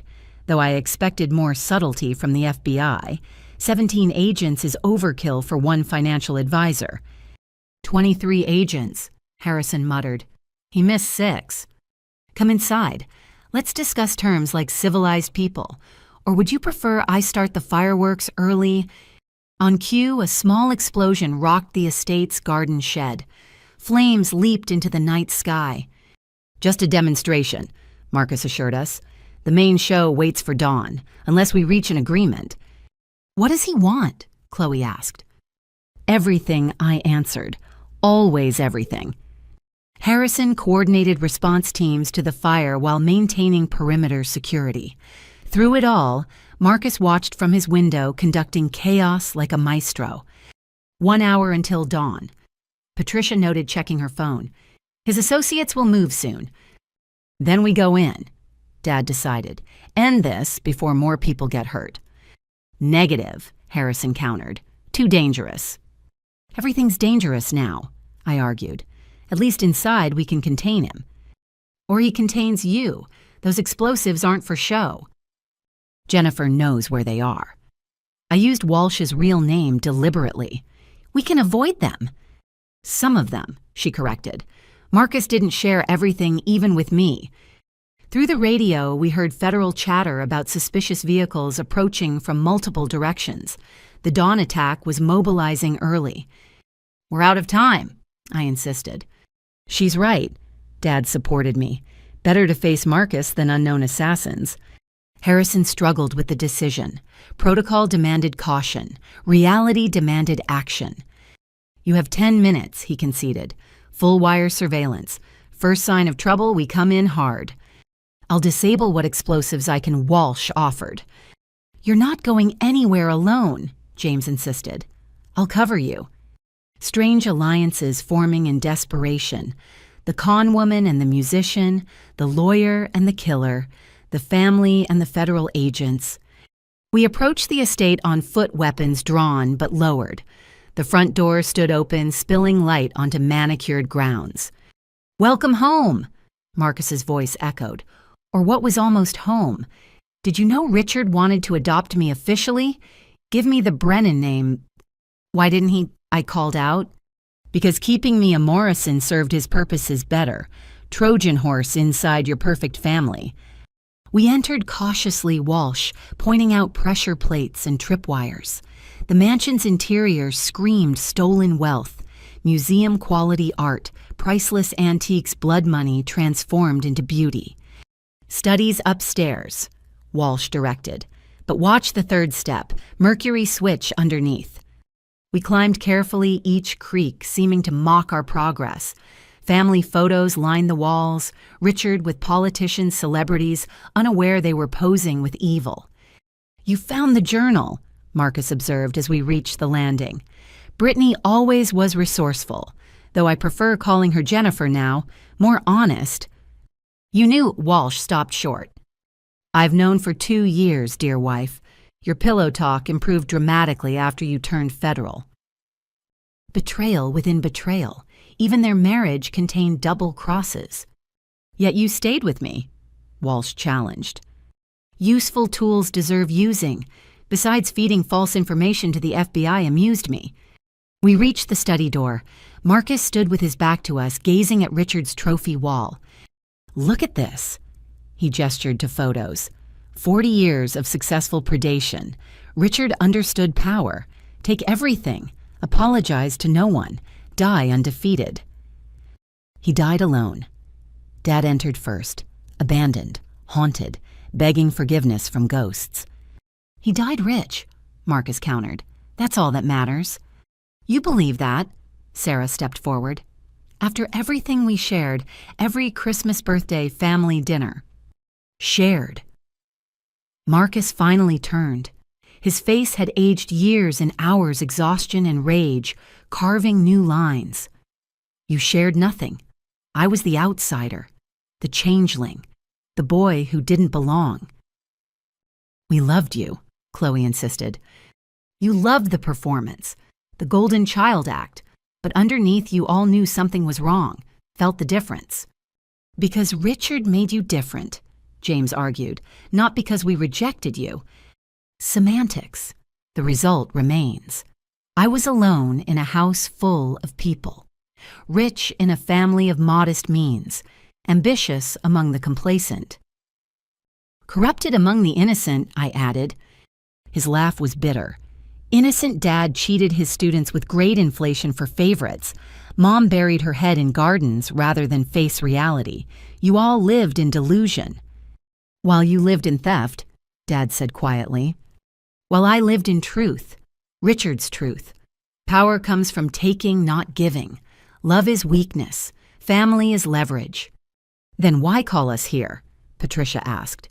Why not just run with your millions? Because running is losing, and I don't lose. He pulled out a remote control. Red lights blinked on devices throughout the room. Insurance, he explained. One button ends everything. This room, this family, this whole sick story. You'd kill yourself too, Walsh noted. Better than prison, better than poverty, better than living with failure. This isn't winning. I stepped closer. It's just another performance. The Golden Child's final show. Stay back, he warned, finger hovering over the button. Why you're going to push it anyway? Might as well get close for the finale. I moved steadily forward, seeing fear creep into his eyes. For all his bravado, Marcus didn't want to die. I'll do it, he threatened. No, you won't, because deep down you still want to win, still think there's an angle to play. You don't know me. I raised you, changed your diapers, taught you to tie shoes, read you bedtime stories. Ancient history. Our history, before Richard, before poison, when you were just my little brother who was afraid of thunderstorms. Something flickered in his expression, memory fighting programming. Remember the fort? Sarah joined my approach. The one we built in the basement, you made us sign a constitution, equal votes for everyone. Childish nonsense. Marcus dismissed, but his voice wavered. You wrote no tyrants allowed on the door. James added, said every kingdom needed democracy. Before you became the tyrant, Chloe observed sadly. I became what was necessary, Marcus insisted. What Richard showed me I could be. What Richard forced you to become, Dad corrected. He stole your choices, made you his weapon against us. I chose plenty, Marcus countered. Chose every theft, every lie, every betrayal. After he rewired your soul, Patricia said gently. Elizabeth saw it happening, tried to stop it, died trying to save you. She died because she was weak. She died because she loved you. I reached for the remote. Loved the boy you were, mourned the man you became, but never stopped hoping you'd find your way back. His hand trembled. Tears gathered but didn't fall. It's too late, he whispered. It's never too late. Dad stepped beside me. You're still my son. Blood or not, crime or not. I failed you, but that love remains. Love. Marcus laughed brokenly. You don't love me. You love the idea of me, the son you wanted versus the one you got. I love both, Dad insisted. The golden child and the broken man, the performer and the person underneath. There's nothing underneath. Richard made sure of that. Richard's dead, I reminded him. His voice doesn't have to be yours anymore. For a moment, Marcus looked impossibly young, lost, the mask cracking to reveal decades of pain. Then headlights flooded the room, Vehicle engines roared outside. The dawn attack had arrived early. "Contacts incoming." Harrison's voice exploded through comms. "Multiple hostiles, weapons hot." Marcus smiled sadly. Too late for redemption stories. The bills come due. He didn't press the button. Instead, he set down the remote and walked to the window. "They're here for all of us," he observed casually. "My associates don't leave witnesses." "Then help us stop them," I urged. "Why prison or death? Those are my only options now. Living is an option. Testified, protected, alive to make amends." "Amens." He turned back. "I destroyed dozens of lives, stole millions, helped murder our mother. What amends could possibly balance that?" Gunfire erupted outside. Federal agents engaging Marcus's arriving associates. Our family huddled together as windows shattered. "This is how it ends," Marcus observed. "The Golden Child's kingdom burning down." "This is how it changes," I countered, grabbing the remote. "You can still choose differently." He looked at each of us. His fractured family, his abandoned siblings, his betrayed father. "I'm sorry," he said quietly. 2 words carrying 20 years of weight. Then he pulled a hidden gun, turning toward the door as footsteps pounded up the stairs. "Get down!" he screamed, firing at the first attacker through the doorway. Chaos exploded. Gunfire, shouts, federal agents breaching from multiple points, Marcus's associates fighting viciously. In the madness, I saw my brother's choice. Not redemption exactly, but protection. Using his last moments to shield the family he'd terrorized. A bullet caught him center mass. He staggered but kept firing, buying us precious seconds to take cover. "Marcus." Dad lunged forward, but James held him back. More shots. Marcus fell to his knees, blood spreading across Richard's precious carpet. "The basement," he gasped. "Main charges, kitchen pantry, 60 seconds. Walsh and Harrison sprinted for the basement while agents subdued the remaining attackers. I crawled to Marcus, pressing against his wounds. "Why?" I asked. "Mom's roses," he whispered. "Kept seeing them. Every dream, asking why I let them die." His eyes found Dad. Tell her I remembered the Constitution. No tyrants." "I'll tell her," Dad promised, tears streaming. Marcus smiled. The first genuine smile I'd seen from him in 20 years. Then the Golden Child closed his eyes and finally stopped performing. Around us, federal agents secured the scene. The dawn attack was repelled, the explosives disarmed, the family saved. But victory tasted like ash, because in the end, Marcus found redemption the only way he could, by dying for the family he'd lived to destroy. The Golden Child was gone. What remained was just a man who remembered too late what love meant. And in Richard Brennan's study, surrounded by trophies of destruction, the Morrison family mourned the brother we'd lost twice, once to corruption and finally to conscience. The aftermath of the shooting left us in a surreal calm. Federal agents processed the scene while EMTs confirmed what we already knew. Marcus was gone. Dad held his body until they gently but firmly separated them, leading us to a secure room while investigators worked. "He saved us," Sarah said, numbly shocked, making her voice distant. "He saved himself," I corrected quietly, "from becoming Richard completely." Agent Harrison entered blood on his tactical vest, but moving steadily. "Scene secure. 3 attackers dead, 2 in custody. Your brother's intelligence was accurate. We found enough explosives to level the entire estate." "What happens now?" Dad asked, aged a decade in one night. "Now we clean up, and Ms. Morrison executes the legal strategy she's been building." All eyes turned to me. Even in grief, the machinery of justice couldn't pause. "I've been preparing for 2 years. I began pulling out my secured phone. Every document filed, every protection arranged, every contingency covered. I accessed encrypted files showing them months of meticulous legal work. First the house. 6 months ago, I established the Morrison Family Preservation Trust. Dad, you signed it, thinking it was retirement planning. The papers you brought that night, he remembered. The house can never be sold without unanimous consent from all beneficiaries. That means Sarah, James, Chloe, and myself. Marcus was specifically excluded with a morality clause. You knew he'd try to take it? Chloe asked. I knew he'd already tried. 3 previous attempts to forge deed transfers, all blocked by the trust structure. I pulled up more documents. Your personal assets are equally protected. Individual trusts preventing unauthorized access. Marcus's power of attorney was void the moment he committed fraud. But I signed, Dad protested. Under duress and misrepresentation, I filed sealed challenges to every document Marcus prepared.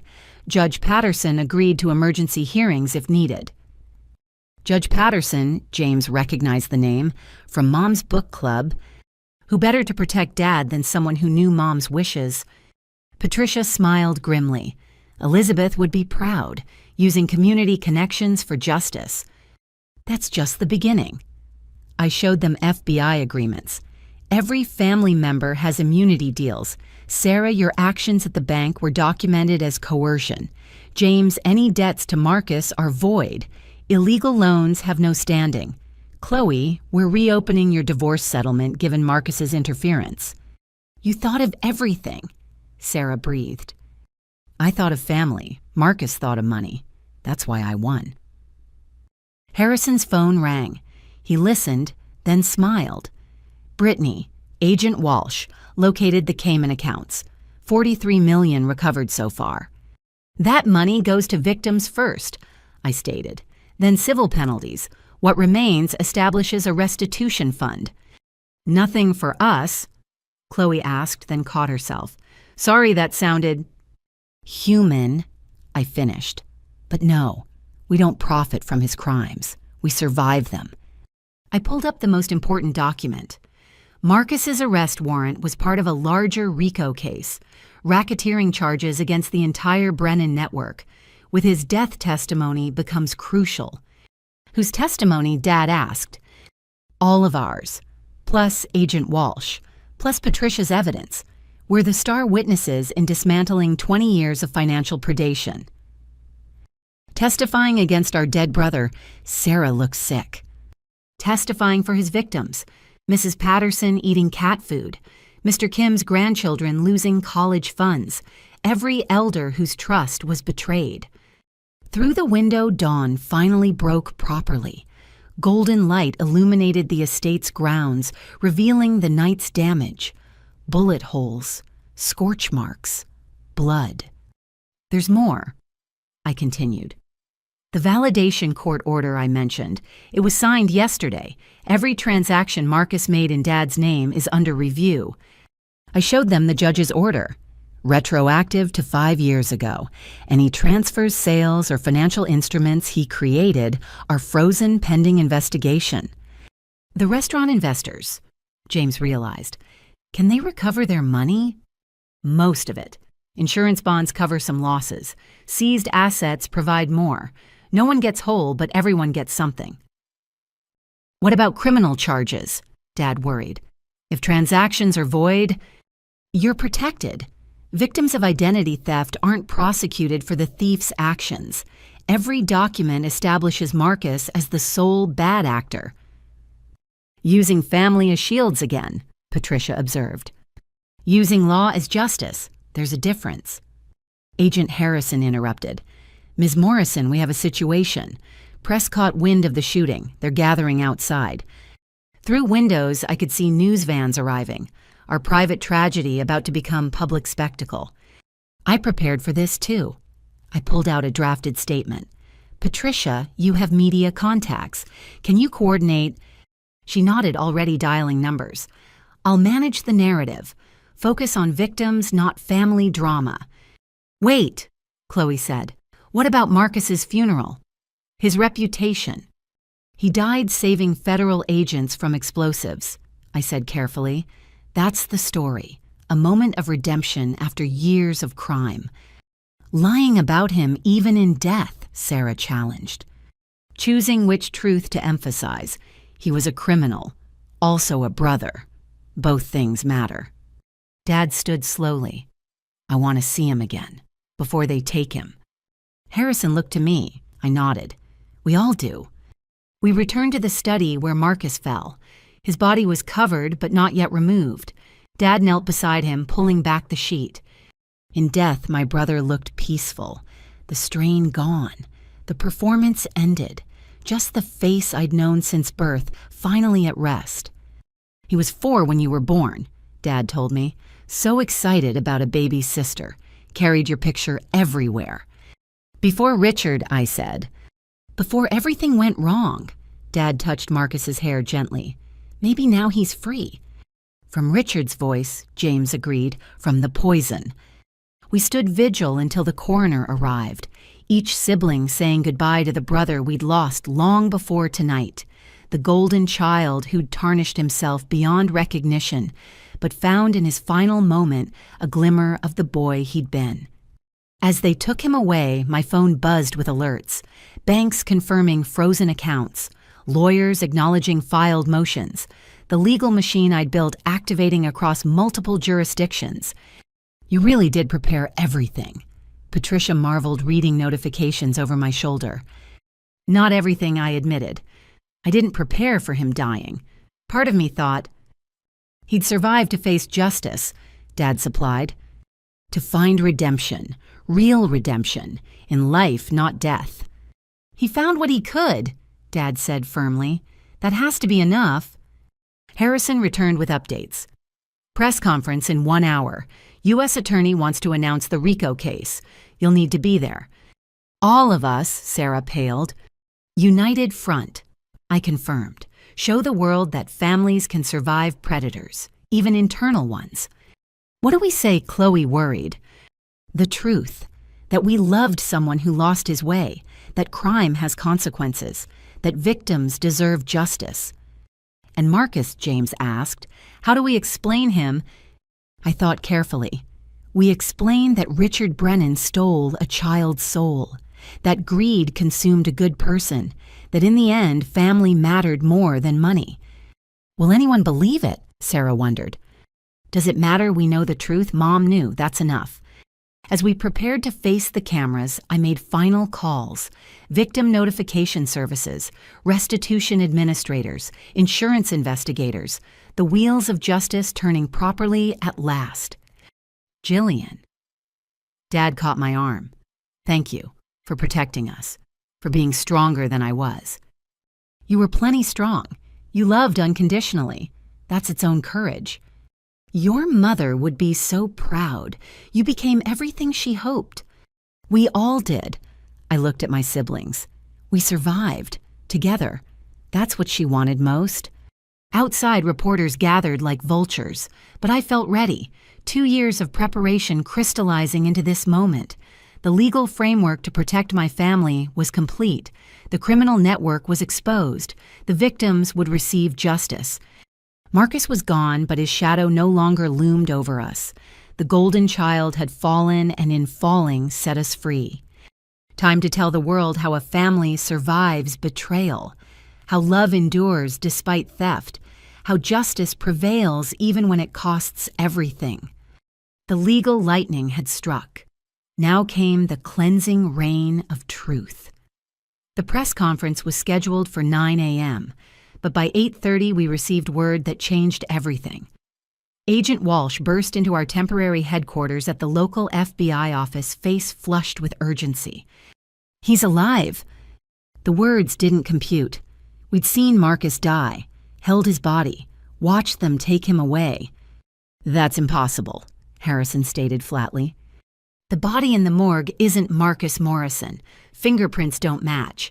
DNA pending, but preliminary blood type is wrong. The room spun. My carefully constructed legal framework suddenly felt like a house of cards in a hurricane. Then who? Dad couldn't finish. Best guess, one of his associates. Similar height and build. The facial damage from the shooting obscured identity.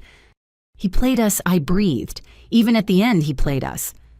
Security footage shows someone in tactical gear leaving through the basement during the firefight. We thought it was one of ours. The explosives, James realized. He sent us to the basement to create a distraction. My phone rang. Unknown number. With shaking hands, I answered and put it on speaker. Did you really think I'd die for you? Marcus's voice filled the room alive and mocking. My grand gesture of redemption. Please. I've been playing this family for 20 years. Why stop now? Marcus, Dad's voice broke. We mourned you.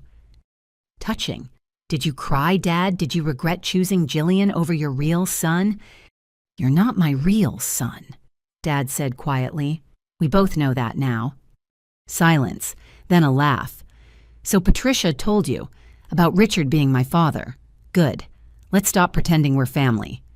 We are family, Sarah insisted. Blood doesn't change that. Blood is everything. Richard taught me that.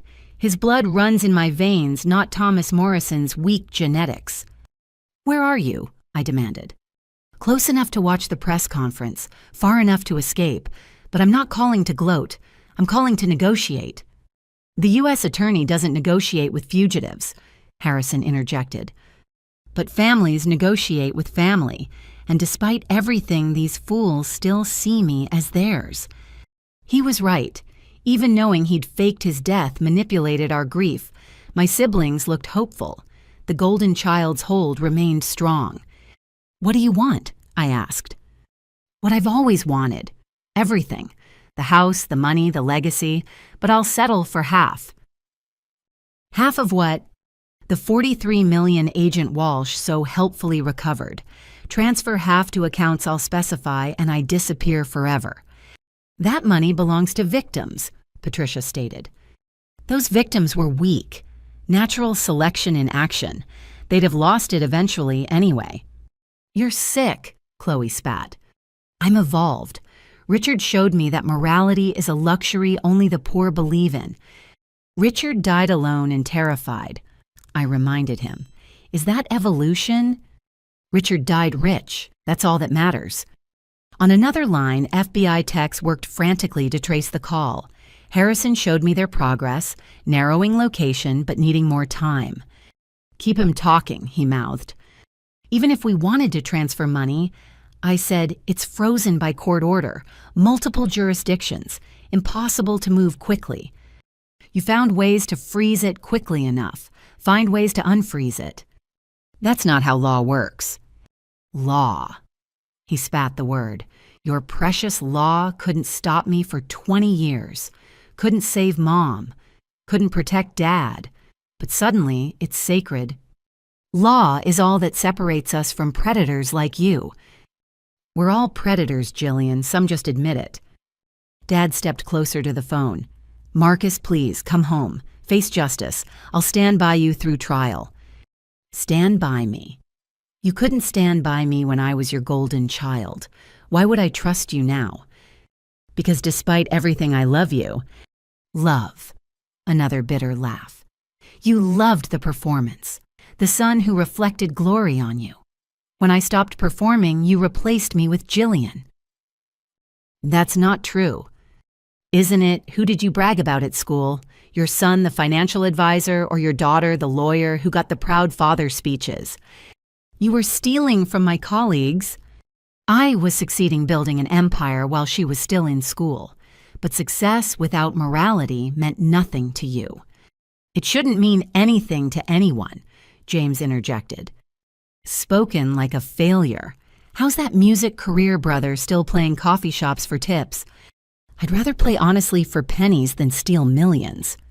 Which is why you'll always be poor, and I'll always be rich. The trace was completing. Harrison showed me coordinates. Marcus was calling from the harbor, probably on a boat ready to flee. You said you wanted to negotiate. I redirected. Half the money for disappearing forever. What else? Immunity. Full and complete. No pursuit, no charges, no investigation. That's impossible. Federal charges are already filed. Then unfile them. You're clever, Jillian. Figure it out. Even if I could, which I can't, why would we trust you to stay gone? Because the alternative is war. I have resources, connections, people who owe me favors. Your little legal protections won't stop a determined assault. You're threatening us again. I'm explaining reality. Give me what I want or spend your lives looking over your shoulders. We're already doing that, Sarah said quietly. It gets worse, trust me. Through the window, I could see press gathering outside, the conference that would expose everything approaching rapidly. We need time, I stalled. Legal mechanisms take days, not hours. You have 1 hour. By the time your press conference ends, I want confirmation of transfers beginning. Or I release everything. Not just financial records, personal ones, every family secret, every embarrassment, every private moment you thought was safe. You monitored us that closely. Chloe sounded sick. I know Sarah's therapy transcripts, James's addiction struggles, Chloe's breakdown after the divorce, Dad's grief journals, even perfect Jillian's moments of doubt. Those are private. Nothing's private from family, and I documented everything. The violations kept multiplying, not just financial predation, but emotional surveillance. The golden child is family stalker. Release it, I said firmly. We have nothing to hide. Really, Dad doesn't mind the world knowing about his suicide attempt after Mom died. Sarah's comfortable with her eating disorder becoming public. James wants his drug arrest at 17 broadcast. Each revelation landed like a blow. Things we'd thought buried. Moments of pain weaponized. You're evil, James stated simply. I'm prepared. The difference between winner and loser.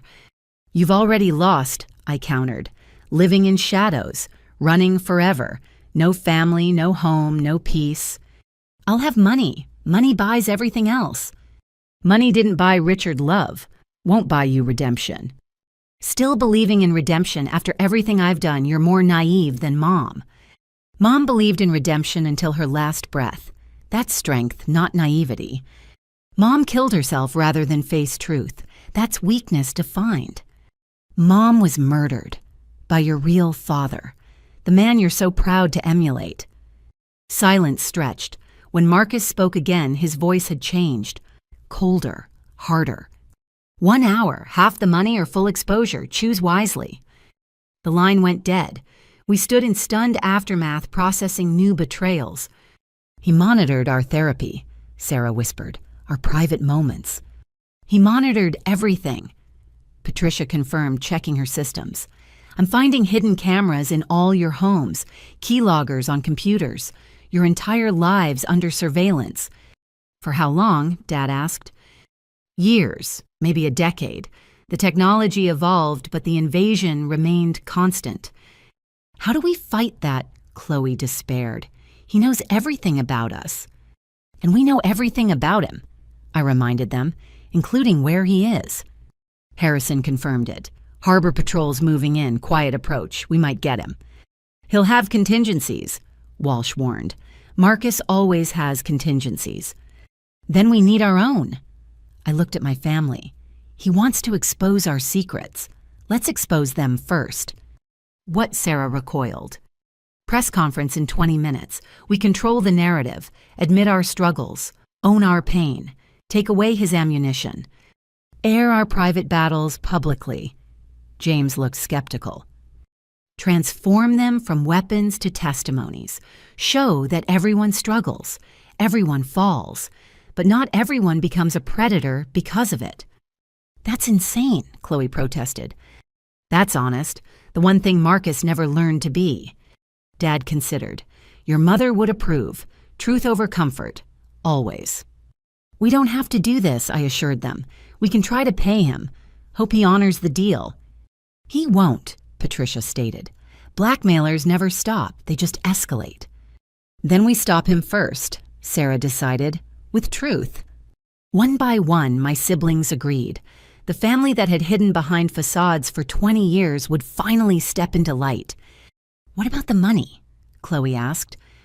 Goes to victims, every penny. Marcus gets nothing. He'll retaliate, James warned. Let him. We'll be free. No more secrets to exploit, no more shame to manipulate. As we prepared for the conference, Harrison received word. Harbor Patrol had found the boat Marcus called from. Empty. Another misdirection. He's still playing us, Walsh observed. No, I corrected. He's still performing, but we're done being his audience. We walked toward the press room together, 5 siblings united by tragedy, strengthened by truth, ready to strip the golden child's power by refusing to be victims anymore. Marcus thought exposure was his weapon. He didn't realize it was our liberation. The press room at the FBI office buzzed with barely contained energy. Reporters jostled for position while cameras focused on the empty podium. Behind a curtain, my family huddled together, each processing what we were about to do. Remember, I said quietly, we control our stories. Not Marcus, not the media, us. Sarah clutched note cards with trembling hands. I've never talked about the eating disorder publicly, not even to friends. You don't have to now, James assured her. We can find another way. No, Jillian's right. Secrets gave him power. Truth takes it back. Agent Harrison approached. Harbor Patrol lost him, but we have leads. Bus terminal cameras caught someone matching his description buying tickets to multiple destinations. Classic misdirection, I noted. He's probably driving in the opposite direction. Ms. Morrison, the U.S. attorney, arrived looking harried. I understand there have been developments. Marcus is alive, making demands, threatening exposure of family secrets. Then we postpone, regroup, adjust strategy. We go forward, but expanded scope. Not just financial crimes, but the human cost. Our cost. She looked skeptical. Personal revelations could undermine credibility. Or demonstrate that victims can be anyone, even families of perpetrators. It's risky. Everything about this case is risky. At least this risk serves justice. She nodded slowly. Your call. But stay focused on the criminal enterprise. Personal details support, not overshadow. Understood. Harrison's phone rang. He listened, then paled. Marcus just released something. Financial records hitting dark websites. Victim names, addresses, loss amounts. He's exposing his own victims. Patricia grabbed a laptop, fingers flying. This makes no sense. It makes perfect sense, I realized. He's creating chaos, overwhelming the system, making prosecution harder. And endangering innocent people, Dad added. They'll be targeted for identity theft, harassment, secondary victimization. Can we stop it? Chloe asked. Already spreading, Patricia reported. Multiple mirror sites. It's like he prepared this nuclear option months ago. Then we counter with truth, I decided. Show the world who released it and why. Make him the villain, not the victims. The U.S. attorney nodded. I'll adjust my remarks. This changes the narrative, but not the goal. 2 minutes, Atek announced. We took positions, the attorney at the podium, our family to the side. Visible, but not central, until our moment came. Good morning, she began as we entered. I'm here to announce the largest elder fraud takedown in Connecticut history. The Morrison Financial Advisory Network stole over $40 million from vulnerable victims across multiple states. Cameras clicked furiously. Reporters scribbled notes, the story they'd come for unfolding. The investigation revealed systematic targeting of elderly clients, sophisticated money laundering, and corruption spanning 2 decades. At the center was Marcus Morrison, who learned his criminal trade from Dr. Richard Brennan. She outlined the RICO case, the charges, the evidence. Professional, devastating. The Golden Child's empire laid bare. However, this case involves more than numbers. It involves families, betrayal at the most personal level. The Morrison family themselves, victims of Marcus's crimes, have shown extraordinary courage in exposing this network. My cue. I stepped to secondary microphones, my family flanking me. My name is Jillian Morrison. Marcus is my brother, was my brother. For 20 years, we believed he was building success. Instead, he was building a criminal empire on our family's reputation. I paused, gathering strength. He stole more than money. He stole trust, from clients who saw our father's integrity and assumed Marcus shared it, from siblings who believed his lies, from parents who loved unconditionally. This morning, Marcus threatened to release our family's private struggles if we didn't pay him $21 million. Medical records, therapy notes, moments of pain he surveilled and stockpiled. Murmurs rippled through reporters. This wasn't the story they'd expected. We refuse to be blackmailed. Instead, we'll share our truths ourselves, because shame only exists in shadows, and Marcus has hidden in shadows long enough. I stepped back. Sarah moved forward, voice shaky but determined. I'm Sarah Morrison. I work at Connecticut Savings. Marcus manipulated me into providing account access claiming our father had dementia. I helped him steal because I trusted him. She took a breath. He threatened to reveal my eating disorder, treatment I sought after our mother's death. I'm not ashamed of needing help. I'm ashamed I enabled his crimes. But I'm testifying, fully, because victims deserve justice more than I deserve privacy. James took the microphone next. I'm James Morrison, musician. Marcus sabotaged my career for years, then offered loans I couldn't repay. He knew about my teenage drug arrest, addiction issues I fought to overcome. His voice strengthened. 13 years clean. That's not shame. That's victory, and I won't let him weaponize my recovery. Chloe stepped up. I'm Chloe Morrison. Marcus interfered with my divorce, ensuring I lost everything. He has documentation of my breakdown afterward, hospitalization for depression. She lifted her chin. Mental health isn't weakness. It's human. I survived my lowest point. I'll survive him exposing it. Dad approached slowly, aged but dignified. I'm Thomas Morrison, father who failed, teacher who was deceived, widower who attempted suicide in grief. The admission hung heavy. Marcus has my private journals, moments of despair after losing Elizabeth. But grief isn't shameful. Love lost hurts. That's not weakness. That's humanity. Patricia surprised us by joining. I'm Patricia Chen Elizabeth's sister, exiled for discovering truth. Marcus has records of my own struggles, therapy for family trauma, medication for anxiety. Every family has pain. Ours just had a predator documenting it, but predators lose power when prey refuses to hide. We stood together, exposed but unbroken. The press room had gone silent, processing this unprecedented confession. The U.S. attorney resumed control. The Morrison family's courage in facing both public corruption and private pain demonstrates why this prosecution matters. Criminals like Marcus Morrison don't just steal money, they steal dignity, security, family bonds. But as you see, they can't steal truth or courage or justice.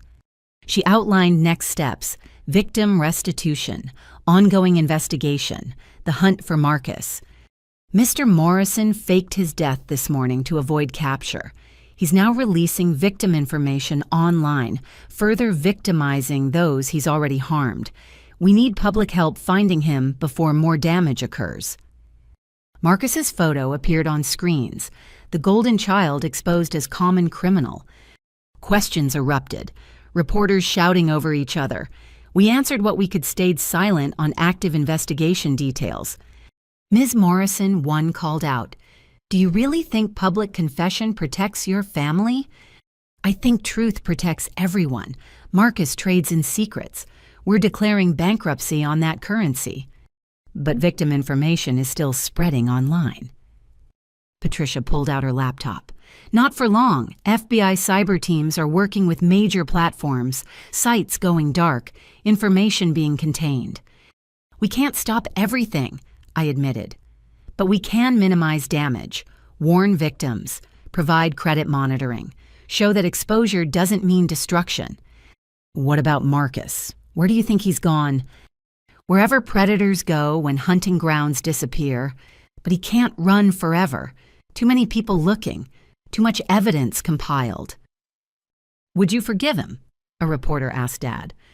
I forgive the boy he was. Pity the man he became. But forgiveness doesn't mean escape from consequences. He must face justice. Even if it means life in prison. Especially then. Prison might save whatever soul remains. Running only feeds the disease. My phone buzzed. Text from unknown number. I showed Harrison. Brave performance, sis, but performances end. Reality remains. Check your email. Harrison's tech team traced while I accessed my secured email. A single message with attachments. Photos. Our family through the years but corrupted. Surveillance shots from hidden cameras, private moments violated, and worse, fabricated images. Technology merging truth with lies. Deep fakes, Patricia identified. He's creating compromising material that never existed. Can you prove they're fake? Chloe worried. Eventually, but damage spreads faster than debunking. Then we don't debunk, I decided. We dismiss, make his desperation obvious. I returned to the podium. Marcus just sent manipulated images, fake compromising photos created by AI. When truth didn't serve his purpose, he manufactured lies. This is what criminals do when cornered. They lash out, fabricate, destroy what they can't possess. But pixels aren't power. Truth is. And the truth is, Marcus Morrison is a desperate fugitive creating digital fiction because reality has turned against him. How do we know what's real versus fake? A tech reporter asked. You don't. That's his goal.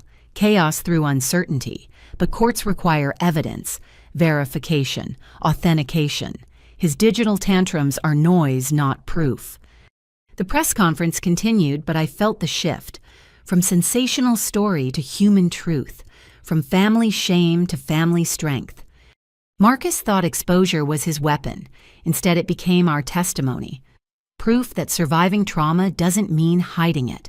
That criminals can wound but not destroy those who refuse to be victims. As we concluded, Harrison pulled me aside.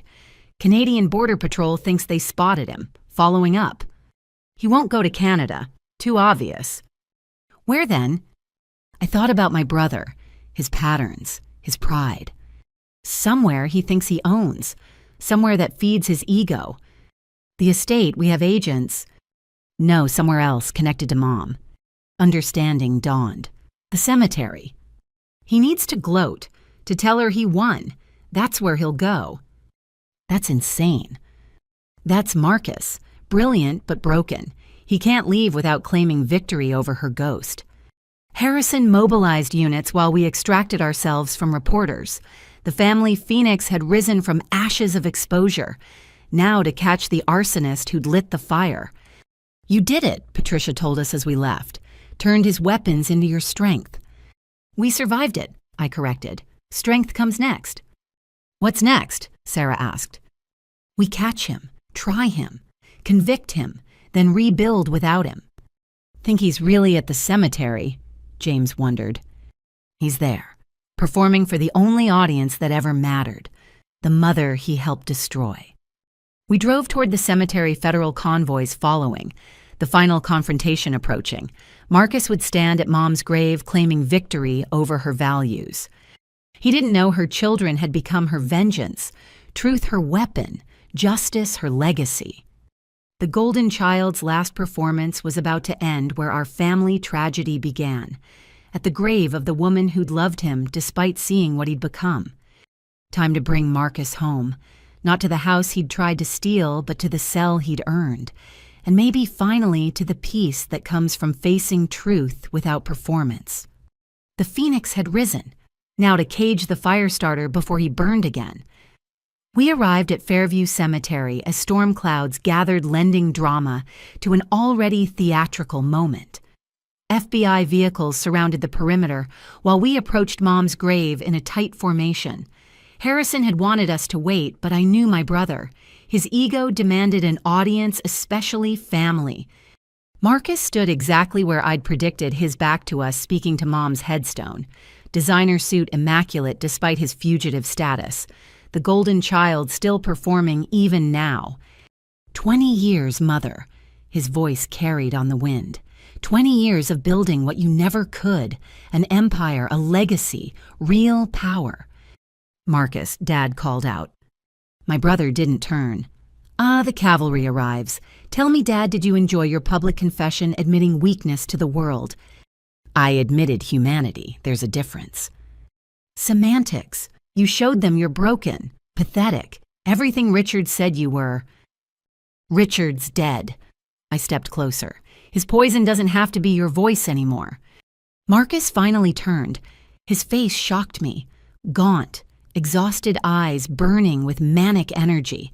The successful businessman mask had slipped, revealing the desperate criminal beneath.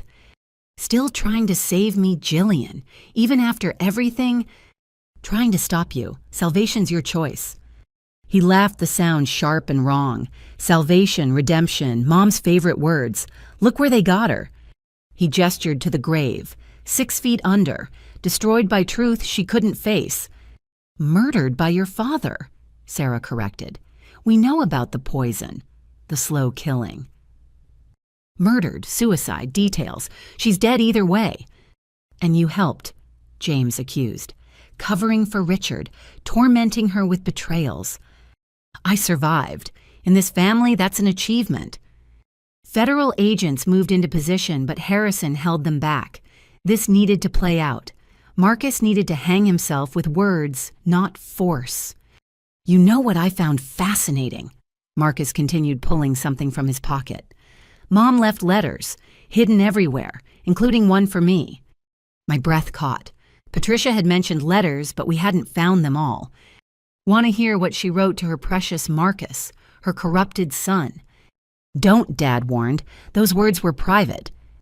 Nothing's private in this family. You taught me that with your public confessions. He unfolded aged paper with theatrical reverence. My dearest Marcus. He read in cruel mimicry of Mom's voice. By the time you find this, I'll be gone, but my love remains. Stop, Chloe pleaded. I know what Richard has done to you. The poison he's fed your soul. I failed to protect you from him, and that failure haunts me more than my own approaching death. His voice cracked slightly, humanity peeking through before he crushed it. But I also know the boy you were, kind, protective, the child who shared his Halloween candy with siblings, who read stories to baby Chloe. That boy still exists beneath Richard's corruption. She was right, I said quietly. He existed. We saw glimpses. Glimpses of weakness, Marcus snarled. Moments Richard beat out of me. He continued reading. I'm leaving you a choice, my son. Continue on Richard's path and destroy everything beautiful in your life. Or remember love. Choose family. Find your way home. The money, the power, the golden throne Richard promised. They're illusions. Only connection matters. Only truth heals. Only love lasts. Marcus crumpled the letter. Pathetic. Even dying, she clung to delusions. Love connection. Where were those when she swallowed pills?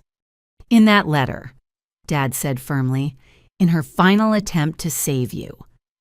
Save me. Marcus pulled out more letters. She wrote to everyone. Want to hear Patricia's full of apologies for trusting her with evidence, or Sarah's begging forgiveness for not protecting her from grief. Those aren't yours to share. Patricia stepped forward. Everything's mine to share. I own this family's secrets. He held up another envelope. James, she worried your music would suffer from sadness. Chloe, she feared you'd lose your joy. Dad, she forgave your weakness and begged you to be stronger. And Jillian. His eyes found mine. Perfect Jillian got the longest letter. Want to know why? I stayed silent. Because she knew you'd be the one, the family defender, the truth bringer, the daughter who'd stop the sun. He produced my letter sealed for 20 years. Should we read it together? See what prophecies Mom left? Give it to me, I said simply. Come get it. I walked forward slowly, agents tensing. But this wasn't about physical confrontation. This was about choices. Mom's final gifts. You know what the saddest part is? I asked as I approached. She loved you most. Despite everything, knowing everything, she loved you most. Lies. Truth. Why else write to you first? Why else keep hoping until her last breath?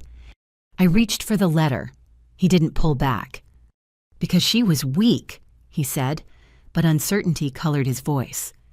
Because she was strong, strong enough to love the unlovable, to hope for the lost, to believe in redemption even for Richard Brennan's son. I am Richard's son. You're also her son, Dad's son, our brother. That matters too. For a moment, something shifted in his eyes, the boy Mom remembered flickering through. Then his phone buzzed, breaking the spell. He glanced at it and smiled. Touching moment, but my ride's here. A helicopter appeared over tree lines, approaching fast. Did you really think I'd stand here without an exit strategy? He backed toward the landing zone. Enjoy your letters. Enjoy your victory. Enjoy your poverty. Marcus, please, Sarah called out. It doesn't have to end like this. It ended 20 years ago. You just refused to see it. The helicopter descended wind-scattering leaves across Mom's grave. Federal agents moved, but Marcus held up a device. Insurance, he shouted over rotor noise. Dead man switch. I release my thumb, every Morrison family document hits the internet.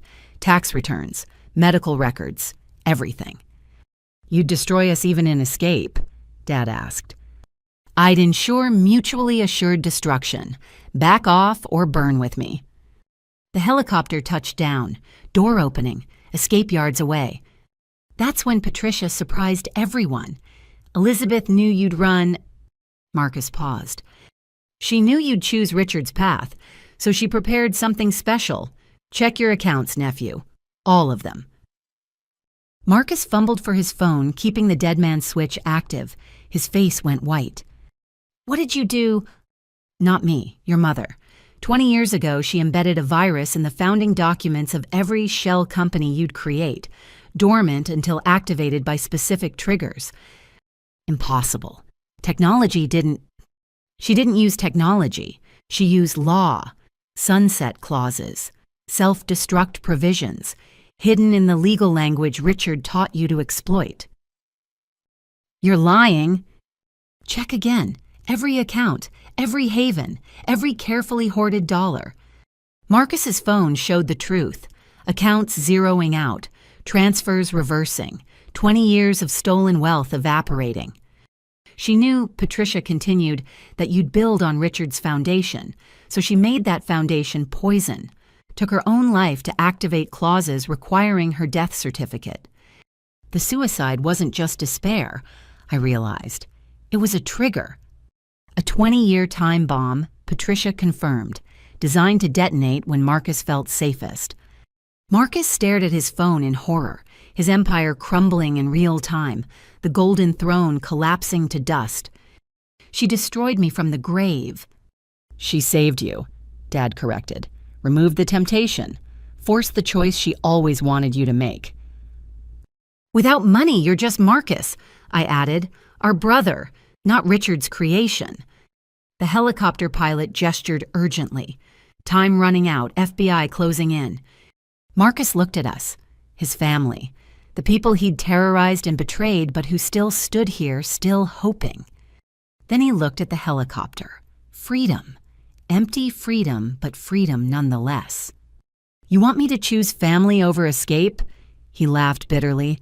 After everything I've done, we want you to choose yourself over Richard, James said. The person over the performance. That person died with Mom. That person wrote Halloween candy shares into his will at age 9, Chloe reminded him. I found the document in Mom's papers. You wanted to make sure we'd never run out of candy. Something broke in Marcus's expression, the mask finally cracking completely. I can't, he whispered. I've gone too far, done too much. Prison isn't death, I urged. It's consequence, but also possibility. Chance to find who you are without Richard's voice. 20 years minimum, maybe life. 20 years to remember the boy Mom loved, to honor the mother we failed. The helicopter pilot made a final gesture, now or never. Marcus stood at the crossroads. The dead man's switch trembled in his hand. One choice destroyed his family's privacy, the other destroyed his freedom. Mom, he said to the gravestone, you won, even dead you won. Then he did something unexpected. He walked to her grave and placed his hand on the stone, the gesture of a son saying goodbye, or hello, or sorry. The helicopter lifted off without him. Federal agents moved in carefully, mindful of the switch, but Marcus simply handed it to Harrison. "It's fake," he admitted. "The switch, the documents, all performance. I destroyed everything compromising months ago. Even I have limits." "You threatened us with nothing," Sarah gasped. "I threatened you with fear. Usually that's enough." They cuffed him gently, almost respectfully, the golden child submitting to justice at his mother's grave. "The letters," he said to me as they led him away. "Read them, all of them. She saw this ending, planned for it. The suicide was just the first move in a 20-year chess match. Against Richard. For us. Everything she did was for us, even dying. They put him in the transport. Through the window, I saw him looking back at Mom's grave. No longer the golden child, just a broken man beginning to understand the weight of a mother's love." We stood in silence after they left. 5 siblings around their mother's grave, holding letters written in hope and sealed in despair. "Should we read them?" Chloe asked. "Together," Dad decided, as she intended. We sat on the grass, uncaring about expensive clothes or approaching rain. One by one, we opened Mom's final words. Each letter was different yet connected. Pieces of a puzzle she'd left for us to solve. Together, they revealed the truth. She'd known about Marcus's corruption, Richard's evil, our family's trajectory. But rather than despair, she'd chosen strategic hope. Planted seeds in law and love that would bloom when needed most. "She saved us," James marveled. "Even in death, she saved us." She saved Marcus too, I realized. Forced him to face himself without money's shield. "Think he'll survive prison," Sarah worried. "He'll survive," Dad said firmly, "and maybe finally heal. Without performance, without pressure. Just Marcus facing truth." The rain began gentle at first. We gathered the letters, precious evidence of a mother's endless love. As we walked back to the cars, I looked back at her grave. The headstone read, "Elizabeth Morrison, beloved wife and mother, truth in love." 20 years later, we finally understood what that meant. 3 months after Marcus's arrest, the federal courthouse in New Haven became the stage for the final act of our family tragedy. Media lined the steps while protesters demanded justice for elderly victims. Inside, 24 of Marcus's victims filled gallery rows, their faces mixing hope with weathered pain. I sat at the prosecution table as the lead witness, my family behind me, in the first row. Across the aisle, Marcus appeared diminished in his orange jumpsuit. The designer suits were gone, the golden boy swagger replaced by something I hadn't seen before. Acceptance. "All rise," the bailiff announced, the Honorable Judge Catherine Walsh presiding. Judge Walsh, no relation to Agent Walsh, had a reputation for fairness tempered by steel. She'd overseen financial crime cases for 2 decades, seen every excuse and manipulation. Marcus would find no sympathy here. "We're here for sentencing in United States versus Marcus Morrison," she began. "The defendant has pled guilty to 47 counts of wire fraud money, laundering, elder abuse, and racketeering. The plea agreement recommends 20 to 25 years. However, I'll hear victim impact statements before deciding." One by one, Marcus's victims approached the podium. Mrs. Patterson, no longer eating cat food but still struggling, spoke of retirement dreams destroyed. Mr. Kim described grandchildren who couldn't attend college because their futures were stolen. Each story added weight to the scale of justice. "I trusted him," Eleanor Chen said through tears. "Not because of his promises, but because of his family. The Morrison name meant integrity in our community. He perverted that legacy for greed." Marcus sat straighter with each testimony, finally hearing the voices he'd silenced with schemes and lies. No longer numbers and accounts, but humans with hearts he'd broken. When victims finished, the prosecutor called me forward. "Ms. Morrison, as both family member and key witness, please share your perspective." I approached the podium, meeting Marcus's eyes briefly. What I saw there surprised me. Not defiance or hatred, but something approaching remorse. Your Honor, Marcus Morrison is my brother. For 20 years, I watched him transform from a kind child into a criminal. That transformation wasn't natural. It was engineered by Richard Brennan, who groomed him from adolescence. However, explanation is an excuse. Marcus chose to continue Richard's legacy, chose to steal, lie, destroy. Every victim who spoke represents a choice he made against conscience. I pulled out a document. This is a letter our mother wrote before her death. She predicted this moment. Wrote, "If you're reading this in court, then Marcus has fallen completely. But remember, even fallen angels were once angels. Justice must be served, but let mercy temper judgment. Prison might save the soul money corrupted." The prosecution requests the full 25 years. I continued, not from vengeance, but from hope. Hope that separated from temptation, Marcus might rediscover his humanity. Hope that victims see justice served. Hope that other potential predators see consequence is real. I returned to my seat. The defense attorney, a public defender since Marcus's money had vanished, made obligatory arguments about cooperation and remorse. Then came the surprise. Your Honor. The defender announced Mr. Morrison wishes to address the court. Murmurs rippled through the gallery. Defendants rarely spoke at sentencing, especially in financial crimes. Too much risk, too little gain. Marcus stood slowly, chains clanking. The sound seemed to emphasize how far he'd fallen from boardrooms and BMWs. Your Honor, he began, voice steady but subdued. I've spent 3 months in custody reading every victim statement, studying every loss I caused. For the first time in 20 years, I see clearly. He turned to the gallery. Mrs. Patterson, you trusted me because you taught with my father, shared lunches, compared grandchildren photos. I saw that trust and computed its monetary value. I'm sorry. The word feels pathetically small, but it's true. Mr. Kim, your granddaughter Lisa, wanted to be a doctor. I stole that dream for a boat I used twice. No sentence can restore her future, but I'll spend mine trying to earn forgiveness I don't deserve. One by one, he addressed victims by name, personal details that showed he'd finally seen them as people, not prey. Some cried, others glared. Eleanor Chen simply nodded, acknowledging words 2 decades too late. To my family, he turned to us, I terrorized you, surveilled you, tried to destroy you when you exposed me. You offered love, I returned it with theft. You offered redemption, I chose revenge. His voice cracked. Mom saw what I was becoming, tried to save me. I helped drive her to death rather than listen. That's my true crime. The money just kept score. Your Honor, I request the maximum sentence. Not because the prosecutor demands it, but because I need it.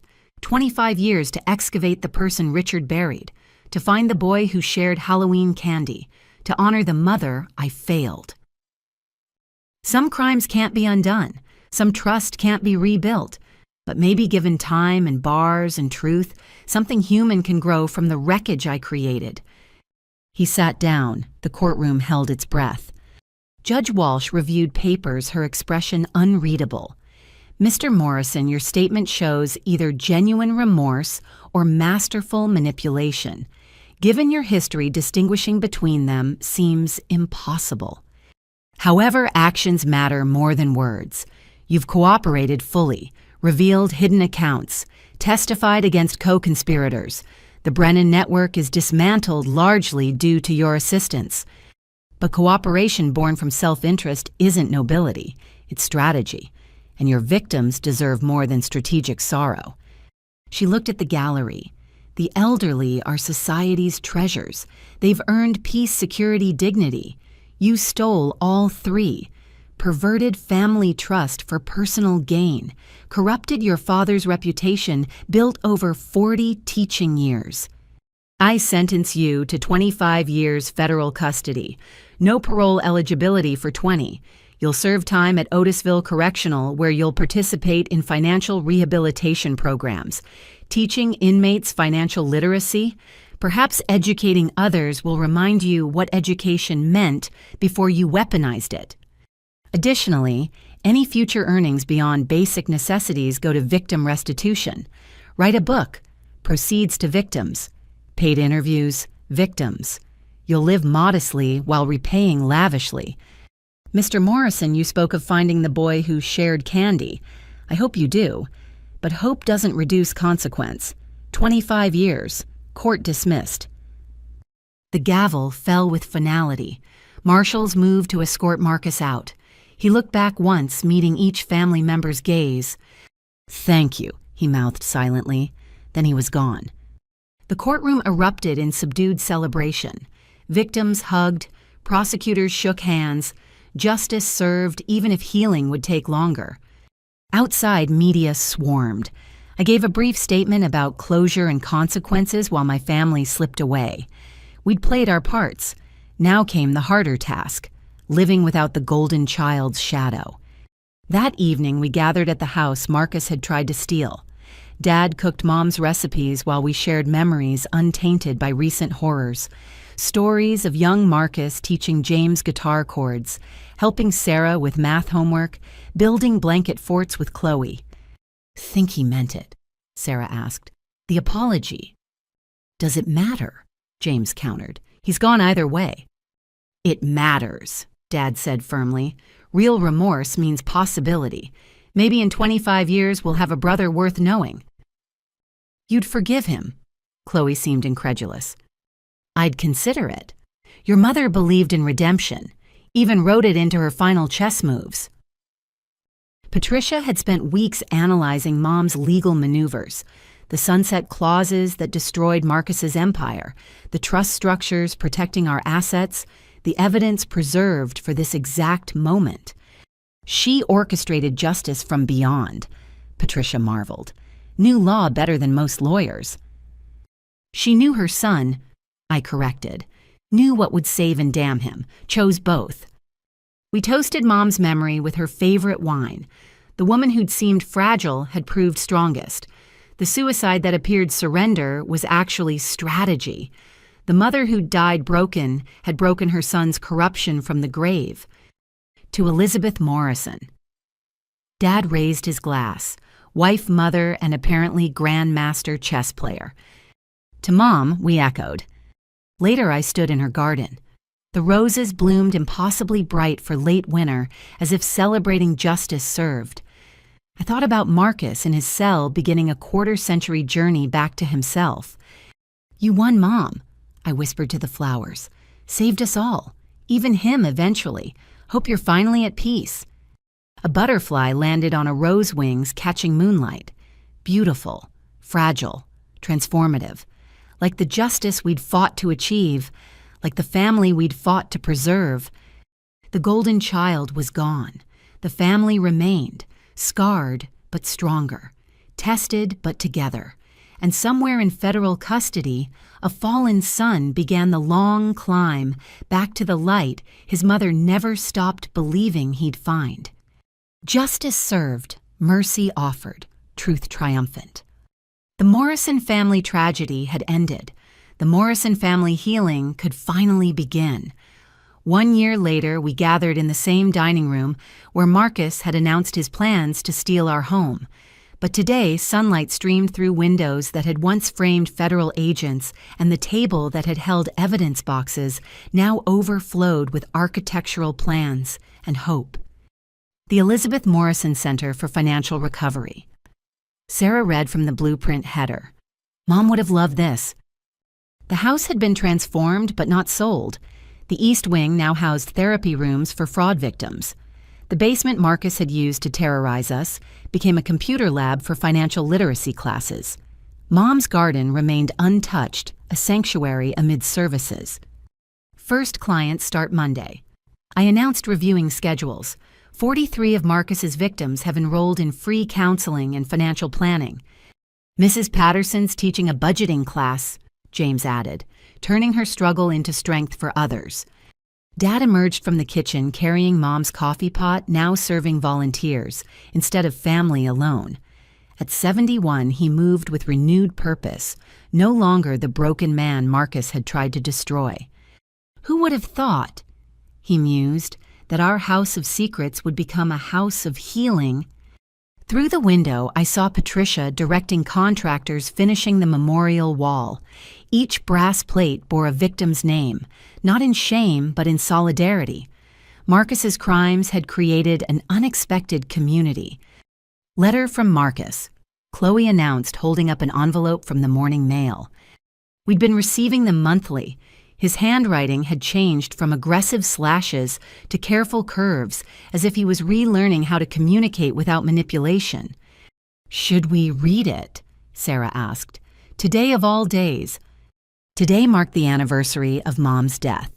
21 years since she'd swallowed pills to trigger the legal mechanisms that would eventually save us all. She'd want us to, Dad decided. Redemption includes acknowledgement. Chloe opened the letter, reading aloud. Dear family, today I'm teaching fellow inmates about predatory lending. Ironic the expert thief warning about thieves. But maybe that's the point. Who better to spot a con than a former con artist? I've been assigned a job in the prison library, surrounded by books Mom would have loved. Found myself reading poetry yesterday. William Blake. Without contraries is no progression. Made me think about us. How destruction preceded reconstruction. Mrs. Patterson wrote me, can you imagine the woman I reduced to eating cat food offering forgiveness? Said Mom visited her in dreams, insisted on mercy. I don't deserve it, but I'm learning to accept grace I haven't earned. The money's gone, but memories remain. Not the bitter ones I nursed for decades, but older ones. Deeper ones. Teaching Chloe to ride a bike. Helping James write his first song. Sarah's pride when she solved that impossible math problem.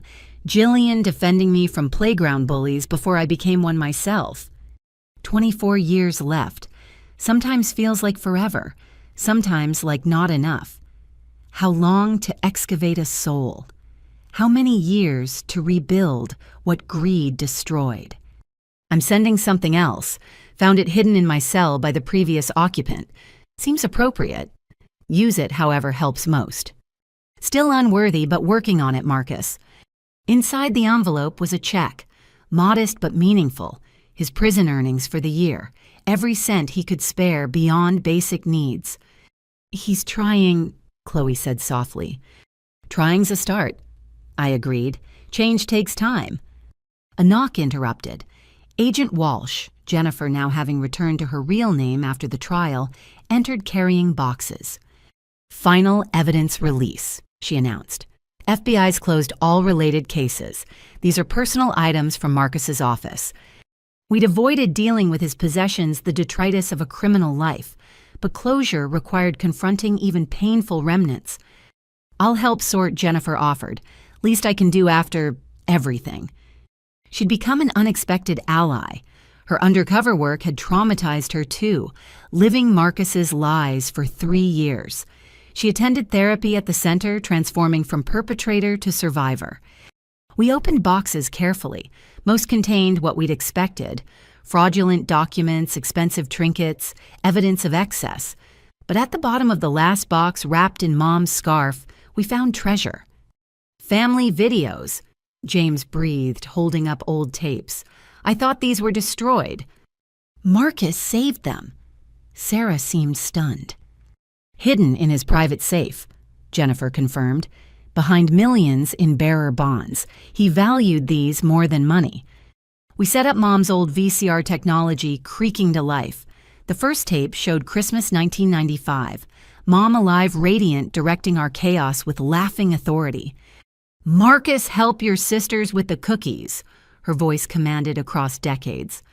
Young Marcus maybe ate carefully guided toddler Chloe's hands to place chocolate chips. No trace of the criminal he'd become, just a big brother taking responsibility seriously. He was good once, Dad said quietly, before Richard's poison. More tapes revealed more truth. Birthday parties where Marcus ensured everyone got equal attention. family vacations where he carried tired siblings, school plays where he cheered loudest for our small triumphs. Look, Patricia pointed to background details. Richard's always there, watching, waiting. She was right.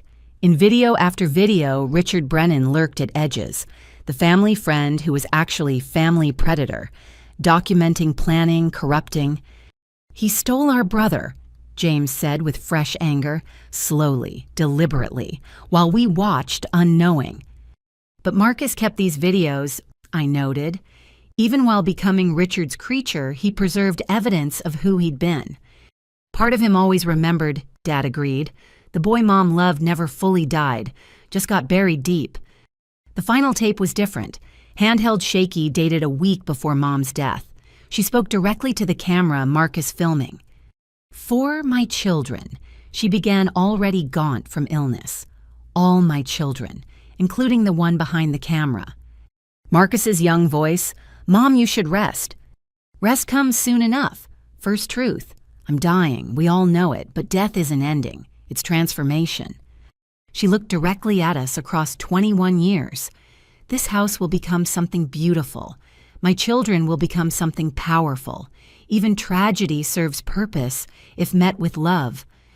Marcus, my firstborn, my heartbreak. You'll fall far before rising, but you'll rise. I've arranged it. Legal mechanisms, financial triggers, patience and pain leading to redemption. Jillian, my warrior, you'll save them. Cost will be high, rewards higher. Trust the law and trust yourself. Sarah James Chloe, you'll discover strength through suffering. Support each other, forgive eventually, heal definitely. Thomas, my love, live fully. Find joy after grief. Our children need father and mother, even if I provide the latter posthumously. She smiled, peace radiating despite approaching death. I go willingly to whatever comes next, not from despair but from strategy. Richard thinks he's won. Marcus believes he's triumphed. Both wrong. Love plays a longer game than greed. Save this tape, Marcus. Hide it deep. Someday you'll need reminder of who you were, who you can become again. I love you. Disappointed but never despairing. Mother forever, regardless of choices. The recording ended. We sat in stunned silence, processing prophecy fulfilled 2 decades later. She knew everything, Sarah whispered, planned everything. Even the center, Chloe gestured to our transformed home. Especially the center, I realized, turning our house of pain into palace of healing. Classic Mom. Dad wiped his eyes. She got her wish. We're together, helping others. Even Marcus is finding his way back. 24 years to go, James calculated. He'll be 65 when released. We'll be here, Dad said firmly. Changed but constant. His family, if he'll have us. He'll have us, I knew. The boy who saved those tapes will find his way home. A car arrived outside, more victims coming for orientation at the center. As we prepared to greet them, I paused at Mom's portrait. Thank you, I whispered, for seeing the ending when we could only see pain, for playing chess with destiny and winning. Patricia joined me. Think she knew how completely her plan would work. She knew us, our strengths, weaknesses, potentials, built a framework for justice that required our participation but guaranteed success. Grandmaster indeed, Patricia agreed. The doorbell rang. Mrs. Patterson entered with a nervous couple, clearly new victims seeking help. Dad greeted them warmly, the teacher becoming counselor. Sarah offered comfort from shared experience. James provided gentle humor. Chloe showed them Mom's garden, explaining how beauty persists despite storms. And I did what I'd always done, protected, but now through building rather than battling, through healing rather than hunting, through love rather than law alone. Welcome to the Morrison Center, I told the couple, where families rebuild after betrayal, where truth brings freedom, where even thieves' victims find victory. They looked hopeful despite their pain, another family starting the journey we'd completed, from betrayal to bewilderment to breakthrough. The phone rang. Marcus's prison number on caller ID. We'd arranged a family call for Mom's anniversary. "Hello, Marcus," I said, putting him on speaker. "Hello, family." His voice came through different now, humbled, human. "Are you at the house?" "At the center," I corrected. "Your former crime scene, now our construction site." "Good, that's good. Mom would approve." "Mom orchestrated it from the grave," Dad added. "As you know." "I know. Found her last letter today, hidden in library law books. Apparently she had admirers among prison librarians, ensured certain books would be shelved for me to find." "What did it say?" Sarah asked. "Time plus truth equals transformation. Serve both. Love waits." Simple words carrying infinite weight. The mother who died to save us still saving from beyond. "We love you, Marcus," Chloe said suddenly. "Despite everything, because of everything. Love waits." Silence. Then soft crying. The golden child's tears finally flowing freely.